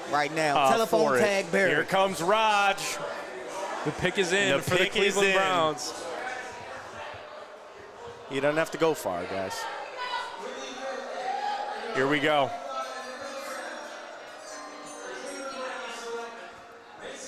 Nice. There it is, That's a good pick. I love the pick. There it is. That's a great pick. Stop it, Sam. It's a fine pick. That's a good pick. All right, that's a good pick. Seriously, guys, Mason Graham is a top 3 player in this draft. There is no question about it. I know I love Cam Ward. He went there because he's a quarterback. Your 3 best players in this draft are Travis Hunter, Abdul Carter, and Mason Graham. Ashton Genty is right there, too. Whatever order you want to do, those are my top 4 guys that I love in this draft. Mason Graham is going to... So time will tell, right? Yeah. And the only problem I have is they can still only win 3 games with this pick. So you were talking about the offense. He can't score. Well, that's the only problem. Right. That's my only problem. Sure. Because then they could have took, well, we got a lot of capital, moving back. Yeah. But my only thing is getting a guy in the first round should change your trajectory. What about Joe Flacco? That's just my opinion. What about if the Browns, and I agree with you guys, the offense was putrid last year. How much of that were legit conversations? It was just the quarterback. Watson didn't know what he was doing. Jameis couldn't stop turning the football over. We have a guy that's going to be stable. Now, the problem is that does nothing to solve your future. That does nothing about 5 years finding your franchise guy. They're still going to take one. And I think as you sit there, depending on who you love in this second wave, they're going to take one. I would put anybody that's really going to have a hard time going to sleep tonight, just know the Browns are taking a quarterback. And I would bet damn good money that pick is going to come tomorrow night. And I'd bet as well and there's going to be a running back in that mix as well. So the Browns offense there. If the Browns' first 3 picks are Mason Graham, Shador Sanders, Jalen Milroe, whoever likes Jalen Milroe, Jackson Dart, insert quarterback, and you get a guy like a Travion Henderson. If an Omarion Hampton fell that far, right, I'm okay with the way that went. So I don't know. To me, I agree with Josh. Like, you're signing up. Here's my big thing with this, guys. You're signing up to win 3 games next year. I'm only 26, but I'm looking at my dad who's approaching his mid-60s, and I got to go home and seriously, FaceTime him, or if I go over his house tomorrow and look him in the eyes and be like, Pops, they're only going to win 3 games again next year, bro. You're going to have to hang with us on this planet a little bit longer. You might have to hit the Ozempic or whatever that looks like to shed a couple lbs and get the heart health in better shape, because I agree. It's more like to me, this draft so far, and I hate saying this because I do think Mason Graham is a great talent. I think he's a really good player. But it's same old Browns because like it's the best player available after you passed up on the best player available. He played well in college. He did. You about to face some good, tough AFC North offensive linemen. Yeah. And regardless of how he does, what do we have? A few sacks, maybe some run stoppage. Yeah. I'd sell you this, Josh. I don't know if you're going to take it. See how you told me? I get it. You get a few sacks and you get some run stoppage. You put him next to Myles that the Garrett, number one, though? Is that you put him next to Myles. And we've talked so much in so many years about getting a running mate for Myles. Yeah. It doesn't always have to be another book end. It can be the interior push. And in this division as well, you're looking to get after Joe Burrow. You're looking to get after Lamar Jackson or find guys who will die trying. And I like that Mason Graham can give you is he that much of a dog? I think he is. I really do. I do. But Matt's been a fan of Mason Graham from the jump. Mason Graham pick for a long time. The only reason I said this, Matt, is because I said, what is he going to do? A couple sacks here with some run stoppage? That shouldn't be your first one then. We needed more. And this is going to be hard because I hate these comparisons. That we couldn't afford to Chris give up. Jones, Aaron Donald, those are premier guys. I'm not trying to put those guys on that pedestal. When you are a Super Bowl one piece away, yeah. All I need is a DN. I'm going to take them because I already got the pieces. We need big pieces at big positions. What if the Browns? And we got a plug. What if the Browns say that there were no pieces in this draft? Because that's obviously what they felt when they said no to the draft. That's how be interested to see. Of the people's feelings, Travis. And you're Shador, right. In 3 years, we're going to answer that question, Josh. You were 100% right. In 3 years, we're going to know if there were pieces. The Browns tonight told us all that there were no pieces worth it to to the go. Raiders. They got to be over the moon. That's the highest running backs gone since Saquon Barkley, I believe. Yeah, they got to be over the moon. rightfully so. That's a good pick for Vegas, seriously, because as you look to build up a culture with Pete Carroll and Bowers, you got Geno Bowers, Smith, Genty, you Geno. One thing about Pete Carroll, he's going to run the football. Yeah. Not until it matters. Not until they're trying to go into score to win a Super Bowl. Not when it's the most obvious run situation in the world. They got Russ out of the way. No, I love that Genty pick, man. I really, over the last couple of weeks, and I think that's when a lot of the Ashton Genty stuff really picked up. Bro, he is electric. And to Josh's point, that could have been a piece. That could have been a piece for you there with Ashton Genty, but I would have liked to see somebody like that. I think he's going to be so good. I would have been excited if we'd have got an Ashton Genty. I just would have been excited. I mean, that is the Nicholas Chubb 2.0. Yeah. Now, does that say anything about Nick Chubb, then passing on him? No, because you're going to go. I think it's a lot of backs in this draft that they can, pick up the slack with. And still bring back Nick. I think that door is 100% still open. To that point, guys. And I think that some mocks I've seen that have them taking 2 running backs. Now that we did that trade earlier today, you got a few less picks. I think that's less of a chance. And that's something too that I do want to bring up because that was actually one of my first thoughts is when the Browns made that trade earlier with Houston and reduced their picks from 10 to 8. I go, you're only taking 1 running back. There was a world that I could see them going 33 or something like that, and taking your Travion Henderson, Quinshon Judkins, something like that, and then coming back and getting me a Devin Neal later, getting me an Ollie Gordon, something like that. Now that's off the board. I think that opens the door for Nick Chubb to come back. I agree with that. However, the win has been taken out of my sail. I'm not sold. I need, and I don't even get up for the draft like that because they still got to win. Yeah. We could have took everybody that the fans love. Yeah. And still we had to go out there and play on Sunday. Well, and that's where I think when we talk about the Mason Graham fit to Jim Schwartz, what is he? D-line. Like, that is what it is. And the Browns cycled through so many of these different guys, and not just under Jim Schwartz, but certainly in past regimes. And what did they do? They let a lot of guys walk off that D-line this past year. They didn't show up. No, they didn't. And there were guys and again, they were nice guys, and I like Dalvin Tomlinson, and he was fine, and Mo Hurst and all that, but it's like they let that cycle out, and now you rebuild that. Where, again, that other bookend spot is like, okay, Isaiah McGuire. Oh, they got Joe Tryon-Shoyinka. They still got Obo Okoronkwo. You got a D-line now. One of those guys, Mason Graham, Mike Hall, and Myles Garrett. It's a young That's young D-line. that's brilliant. And then you see you see maybe why Myles Garrett was as giddy as he was in that video with Andrew Siciliano that was going everywhere. And obviously people were assuming that was about the quarterback. Let me ask. He knows anything. I don't think he knows anything, this. but I do think that he is probably sitting at home with a big smile on his face, knowing that he really has some serious help and will have some serious help throughout this entire contract. Myles signed a 5-year contract. I imagine Mason Graham's going to be in Cleveland for the next 5 years unless the bottom of the bag truly falls out. So I have to imagine that Myles Garrett is one of the happiest people in Cleveland. To me, serious help would have been Abdul Carter. Yeah.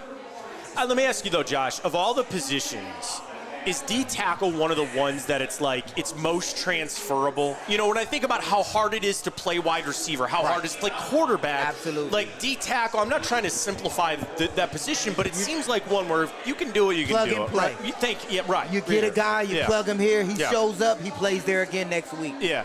So when we take a guy that high at a plug-and-play position that you can trade for, you can make a splash before the trade deadline and get that piece to the puzzle, and do it every other year. Free agent. I'm going to ask you this too. It's not so much inside Mason Graham D tackle. You just didn't like him at 5. Five's too high. For a non-game changer. Yeah.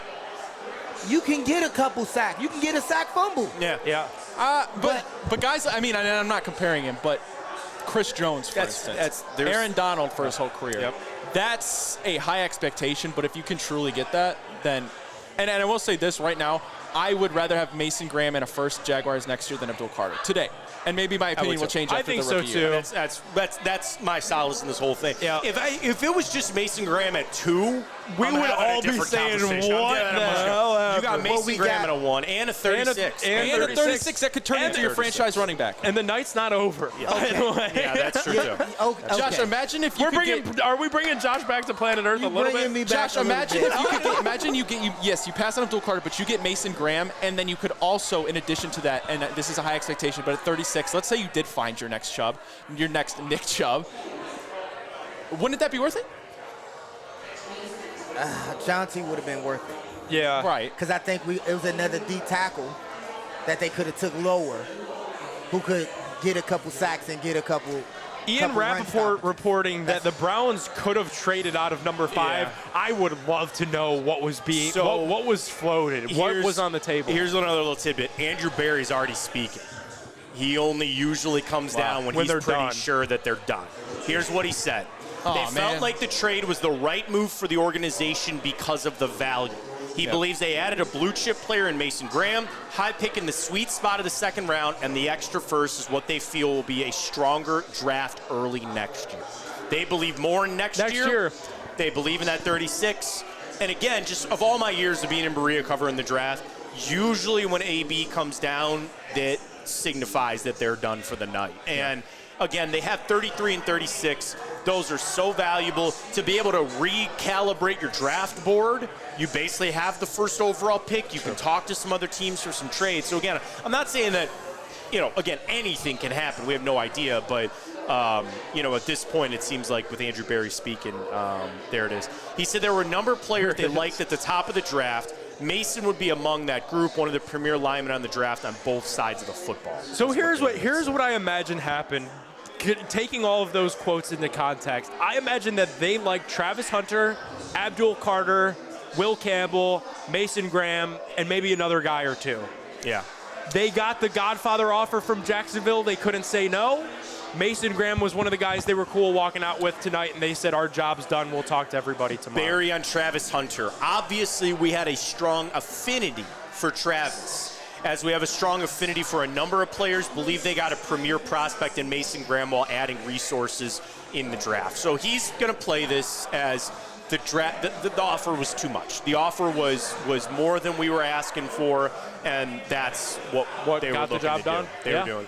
Browns entered trade talks knowing it had a chance to secure a player very high on their short list per source.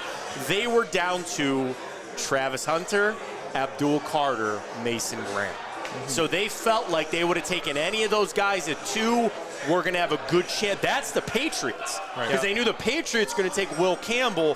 One of those guys was going to keep back there at 5. That's why they felt like they could make this move. And you get a first-round pick next year. All right, the Jets missed out on Genti. Membu. Okay. And they go offensive line as well. That's fine. Yeah, that's fine. Yeah, teams that, and we Calvin love talking Banks about on the board. another like pro for this. Panthers, I'll tell you what, Panthers wanted Mason Graham. I'm sure they would have been. I'm sure a lot of if the Browns didn't draft Mason Graham, he would have been gone by now. He would not have been. One of these teams would have done it. What are we on, 8? He would not have I don't know that the Jags would have done it, but the Jets probably would have done it. Here's a tidbit from, Andrew Berry talking. Yeah. He basically said, they weren't really high on a lot of the guys. And when you say Shador, when you say, Hunter, right? They wasn't high on them. Yeah. And they felt, he said, these are his words verbatim, the sweet spot of this draft is in the second day. He's right. It's drafted, and there's going to be better prospects. And now you're loaded up. If he truly believes that, he's sitting pretty, and we should have a fun night tomorrow night. And also, I'd have to look who has the 35th pick, because at 33 is the Browns. 34 is the Giants, if I'm not mistaken. Right. And if the Giants trade up to get Jackson Dart, which I've seen Daniel Jeremiah put, that's a very high possibility. You could potentially, based on who's drafting 35, Titans.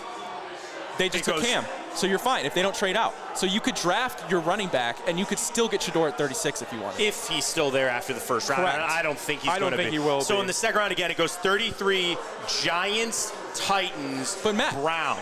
If the New Orleans passes on a quarterback, which it seems like is possible, and if the Giants trade up, be huge, then if the Steelers don't take Shador, I think he's going to the second round. No, because I honestly think somebody's going to come up and get him. I don't think it's going to be the Browns. And I I'm think not somebody's sleeping come on up any of these, like L.A. The Matt Rams, Stafford, how long's he have? I'll give you one better. Jared Goff, how long you're going to let him go? How many of these teams look like geniuses when they draft Penix while they have Kirk Cousins? They draft Mahomes when they had Alex Smith. Yep. When you have the veteran guy that's there, you draft J.J. McCarthy. And put him on the shelf. Right, especially this year where there's so many questions surrounding and these guys. To sit a guy. Yeah. And you need to sit a guy. All this is going to go sideways when Dallas drafts Shador at 12. And then Bruce Drennan's theory is alive and well at Pure AV and Akron. I didn't say that, but no, you're right. Yeah. No, that would be quite something. We're having fun here at Pure AV. Oh, we have not talked about it. This showroom is electric. This showroom is awesome. Have you been back there yet? No. That's what I'm saying. We gotta we wrap this up and go on a little tour day Pure AV. We'll do it once the Saints pick. Yeah, when the top 10 picks, we'll do the top 10 picks. With Barry talking, guys, Maria, what's doubt. up? Hi, Maria. How are you? You know what? I doubt What'd you think? that they're going to be taking another trade tonight. Yeah? So. Yeah. Barry down there, you said it right. Yeah. Him leaving the draft room. Yeah, they ain't leaving. They ain't coming back. Sweet spot is tomorrow. They've done all their work. They've accumulated. Maria not happy, by the way. So tune in to the Cribs show. Tune into the return. The return next week should be electric. I like how she left some for you. By the way, it's like a little sliver for poor Josh over here. I guess the burger was good. Out of the burger. I guess the burger was good. A crescent moon. And this is what a crescent moon. Yes, there you go. No, I'm gonna eat it though because I would. It looks delicious.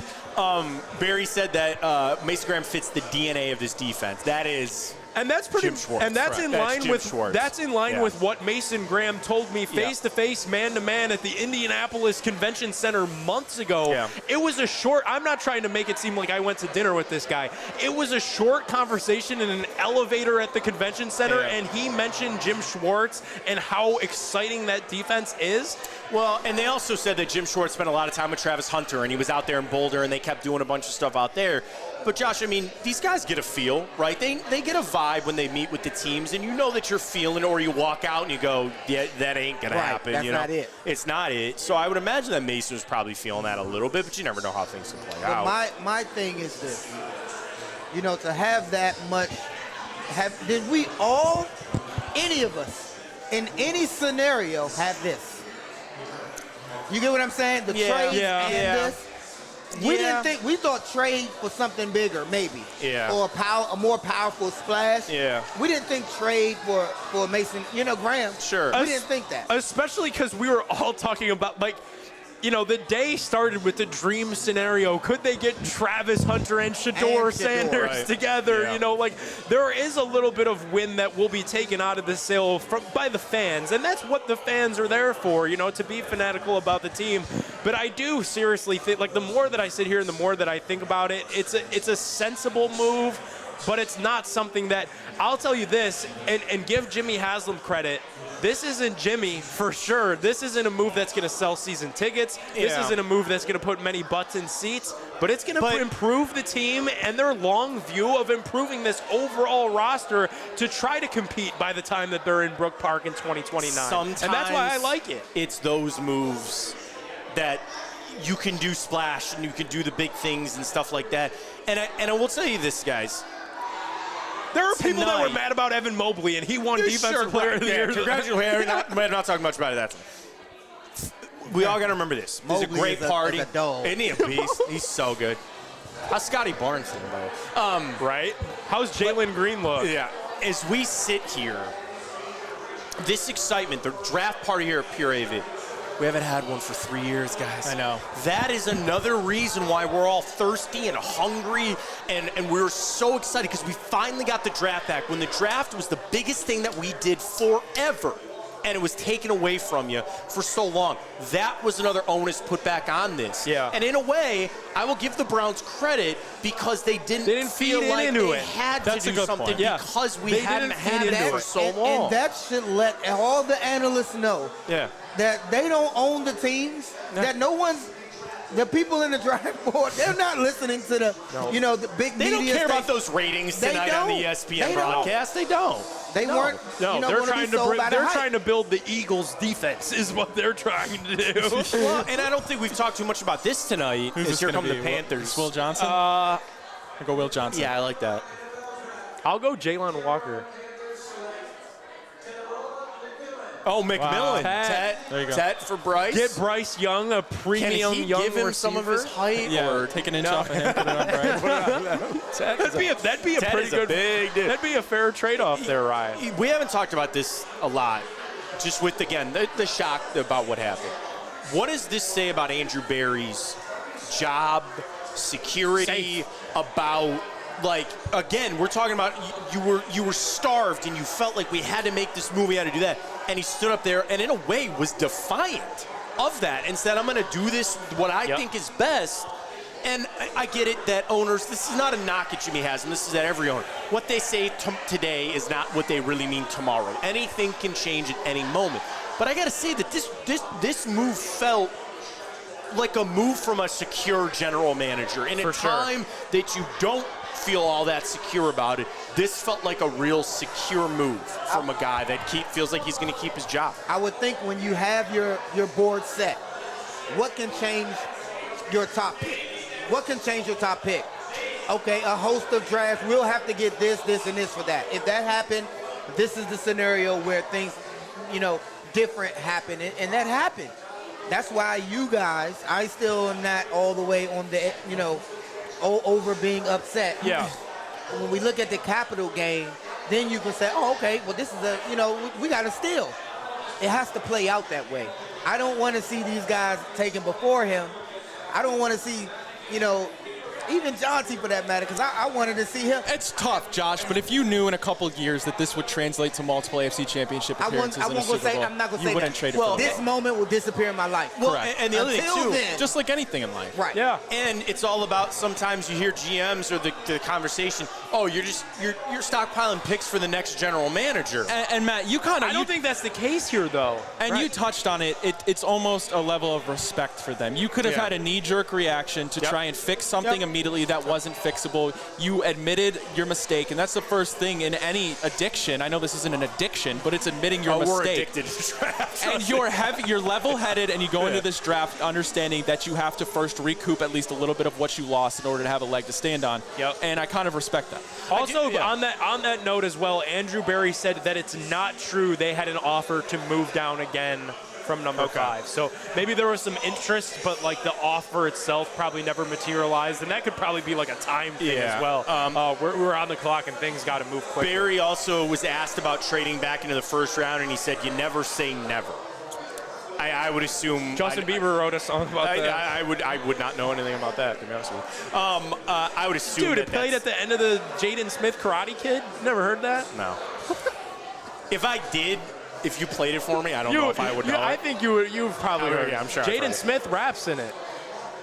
Oh, does he? The New Orleans Saints, by the way, ran that card up in as well. These teams aren't taking much time. I mean, we're in the top 10 here, and it's only 9 o'clock. All it takes is one team to love Jackson Dart. Dude, yeah, there's only 5 after 9. That's what I knock on wood. It's the one rule in media: never speak about something moving quick. But this is moving quick, and I'm a fan. Well, and I think it's a lot of when we talk about a lot of the chaos that can breed from this kind of stuff. It's like teams really did have a couple of guys, and okay, here he is, or here they come, and here we go, and they're ready to go on it.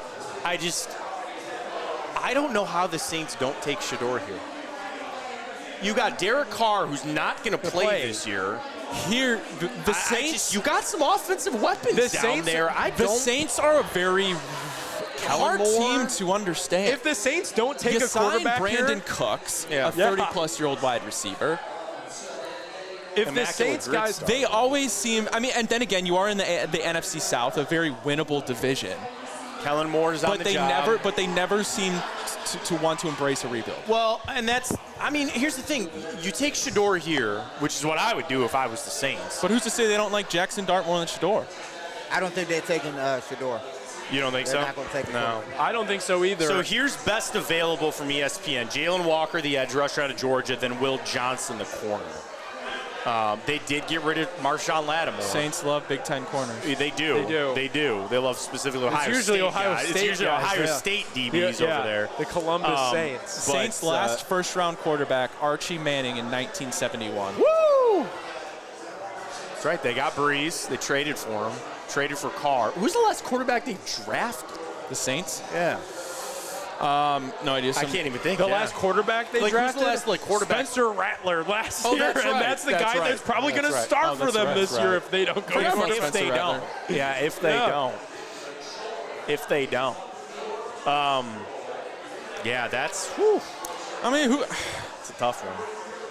I think Shador fits their offense. I think he does. He does. Yeah. He fits kind of like their. And everybody's talking about the dome, playing in the dome, the arm strength. I like already Shador, played in the black and gold one time in Boulder. The colors are even similar. The colors are the same. Yeah. All the Photoshop people Mel's with the best jersey available is Shador.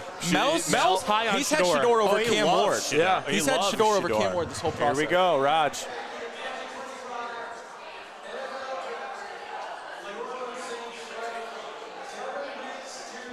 Pelvin Banks, offensive lineman. Banks, offensive lineman. So a run on the trenches, which people talk about all the time. And again, like the Browns pick was unsexy, but when you're losing games, Matt, and you're taking calls on the post game on Browns Network, what are people complaining to you about? It's the quarterback. The quarterback. But another piece of it too is that the offensive line's getting blown off the ball and the defensive line's getting bullied. People complain so much about the trenches until it's time to address the trenches. Then everybody wants the sexy pick. But now you're seeing, look at this run on offensive tackles now with Kelvin Banks going off the board in the top 10. His son just threw his baby. Did you see that? That's going to get clipped. I'm assuming it was his child that was sitting next to him, and the poor baby just throws up like right as soon as he gets drafted.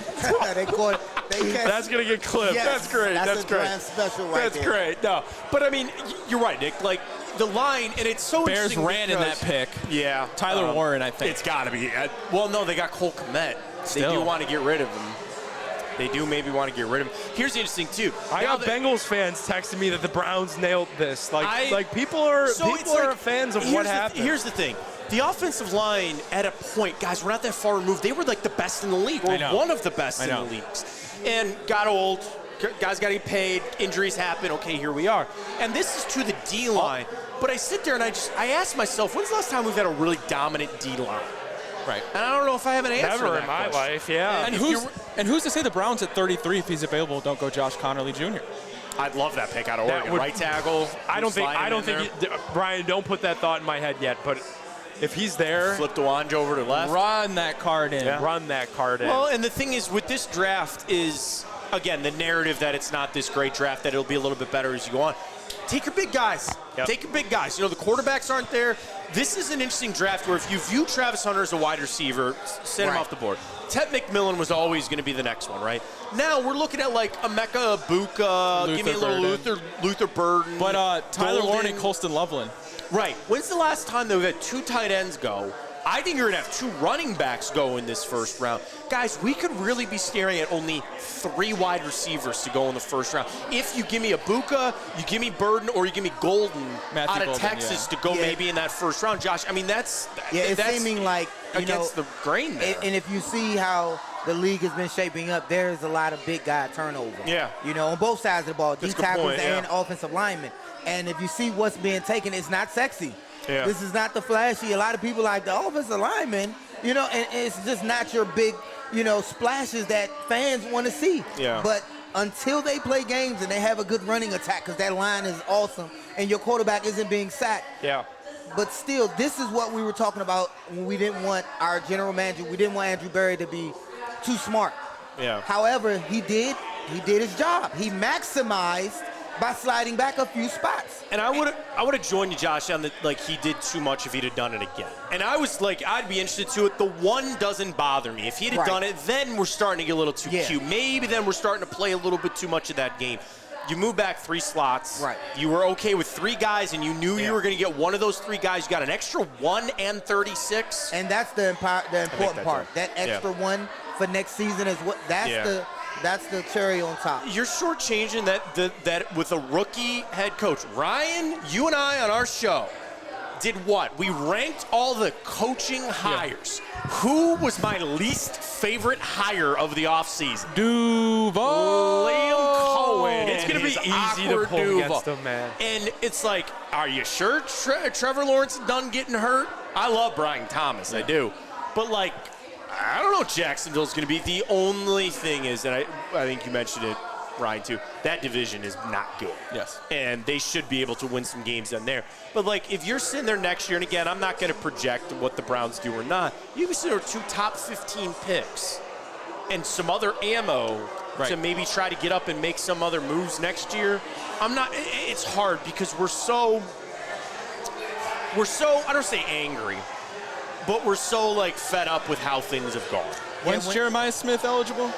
Not next year, the year after. He's got to go 2 more years. When I see the pick that the Jaguars took, they got, Travis Hunter. They traded for that. Their organization is about putting fans in the stands. Yeah. I mean, you look and see how they really have a problem with that. Right. They have a new stadium, but you see they put hot tubs in their stadium, so they have a problem with, trying to attract fans. To them, it's a business. Yeah. It's more of a business, so they got to get fans there. And getting picks like that will help sell jerseys and season tickets. And you sell it as like, we got up and went and got our guy. Right. We're getting after it. Here's the thing about the Browns. It's been tough. We haven't had the pick. But you had to pay the piper on this Deshaun Watson. And maybe and I'm just going to try to sell this to a lot of the people who might be upset. This might have been the final paying of that pipe. And I know, wouldn't that be nice? Right, where we can just say that this was our final thing where we need to recoup some of these picks. This was the final thing that we had to do to finally just close this book on this chapter with the Cleveland Browns and can kind of move forward. And we can start to do that after next season. Yes. After next season. But it has to, they have to pay it out. Yep. That's the only caveat. And they have to be worth it. Yeah. They have to pay it out in some form or fashion because those picks for Deshaun, that was a playoff run for rookie DeMarco. Yeah. You know what I mean? For the Houston Texans. That was a playoff Their run whole team is built off of what the Browns basically gave them. One draft. Yeah. And the other thing, you're right. You got to go through a year that is going to be very tough and hard, and another year where next year Joel Bitonio is going to be gone. I don't know what Denzel Ward's future is with his injury history. I don't know some of the guys that they might decide to pay or not. You are going to go into yet another year where every year there's holes, right, Josh? Every year there's a new hole that is created. Right. There's something new, whether foreseen or sometimes not foreseen as they go through it. So that's where if you punt on this year, quote unquote, you're coming up, you're just creating yourself up. Colston Loveland. Yeah, it's a good pick. I mean, that's a good pick for them. And then I think that makes Cole Kmet a little bit expendable there, for sure. I'm a little surprised on Loveland over Warren, right? That is Loveland, if he didn't get hurt, people were saying he would have been top 8. Yeah. Tyler Warren almost was more a little gadgety, which I don't think is a bad thing. Like, Colson Loveland's a freaking tight end. I mean, he literally again, not a slight at Medina's own Drew Aller, but yeah, he really was like Penn State's whole offense. He was, yeah. He was under center someplace. Yeah, he had to do it all. Yeah, so I mean, again, I think as we sit here, guys, just to recap it, all right? Yeah. Put a bow on We've this got thing. 10 picks in. You have one quarterback, one wide receiver, and one running back. You've got 3 offensive linemen, a D tackle, an edge, and now a tight end in your top 10. That's Weird all draft. you need to know about this Weird draft. That is all. In drafts, we're in the top 10. It's quarterbacks and receivers as quickly as you can get up there. In your first 10 picks. Oh, what did you count Travis at? Travis. So you have 4 skill guys. 2 receivers. Depending on How the they'll Jags use view him, them. Right. which we don't even know. Travis Hunter said when he met with the media briefly there when they pulled him off the stage, he hadn't talked to Jacksonville since the combine. So that'll be an interesting. Liam Cohen's an storyline offensive coordinator formerly. I would imagine he's receiver. But it's a little bit different when you saw how good Brian Thomas was there last year. Like, you don't feel that necessary need. And Are you trading all the way up to 2 to feature a DB? I mean, And if it is a DB, that makes our pick more. that does make it a little. But that'd be interesting. That'd be interesting because he wasn't coveted heavily by the Jaguars. So when team that happens, so we need to think about this next season. How teams don't covet players; they hide behind and they'll trade up and get a guy. Tyson Campbell and Jaron Jones are the corners for Jacksonville. Yeah. He might be playing corner there. He might be. And that, again, like, I don't know, would that make you feel a little bit better? Makes Josh? me Like, feel I awesome. would feel a little bit better if they play him at It's gonna corner. be fun. We have to do a dedicated segment on all of our shows of hate watching the Jaguars all football season long. Do it. I mean, that's your pick. And that's how you get good. That's how you get good in short order. Look at what the Texans did to us. All right, guys, put a bow on this thing. Top 10 done. We'll see if they trade back in. Oh, we love you, Swensons. Huge shout out to Swensons. We got some gift card giveaways going on social media right now. Ryan and I are going to do our show tomorrow, so we'll be airing 4 o'clock on The Rock, but our show will be live tomorrow. I feel better, guys. I feel a little bit better, man. Yeah, that's what we're here for. Get a cocktail. Yeah. Huge thanks to everybody that tuned in on the stream. Make sure to follow Big Play. I'm sure if you're watching this, you probably are already. Download that app, and the reactions will follow.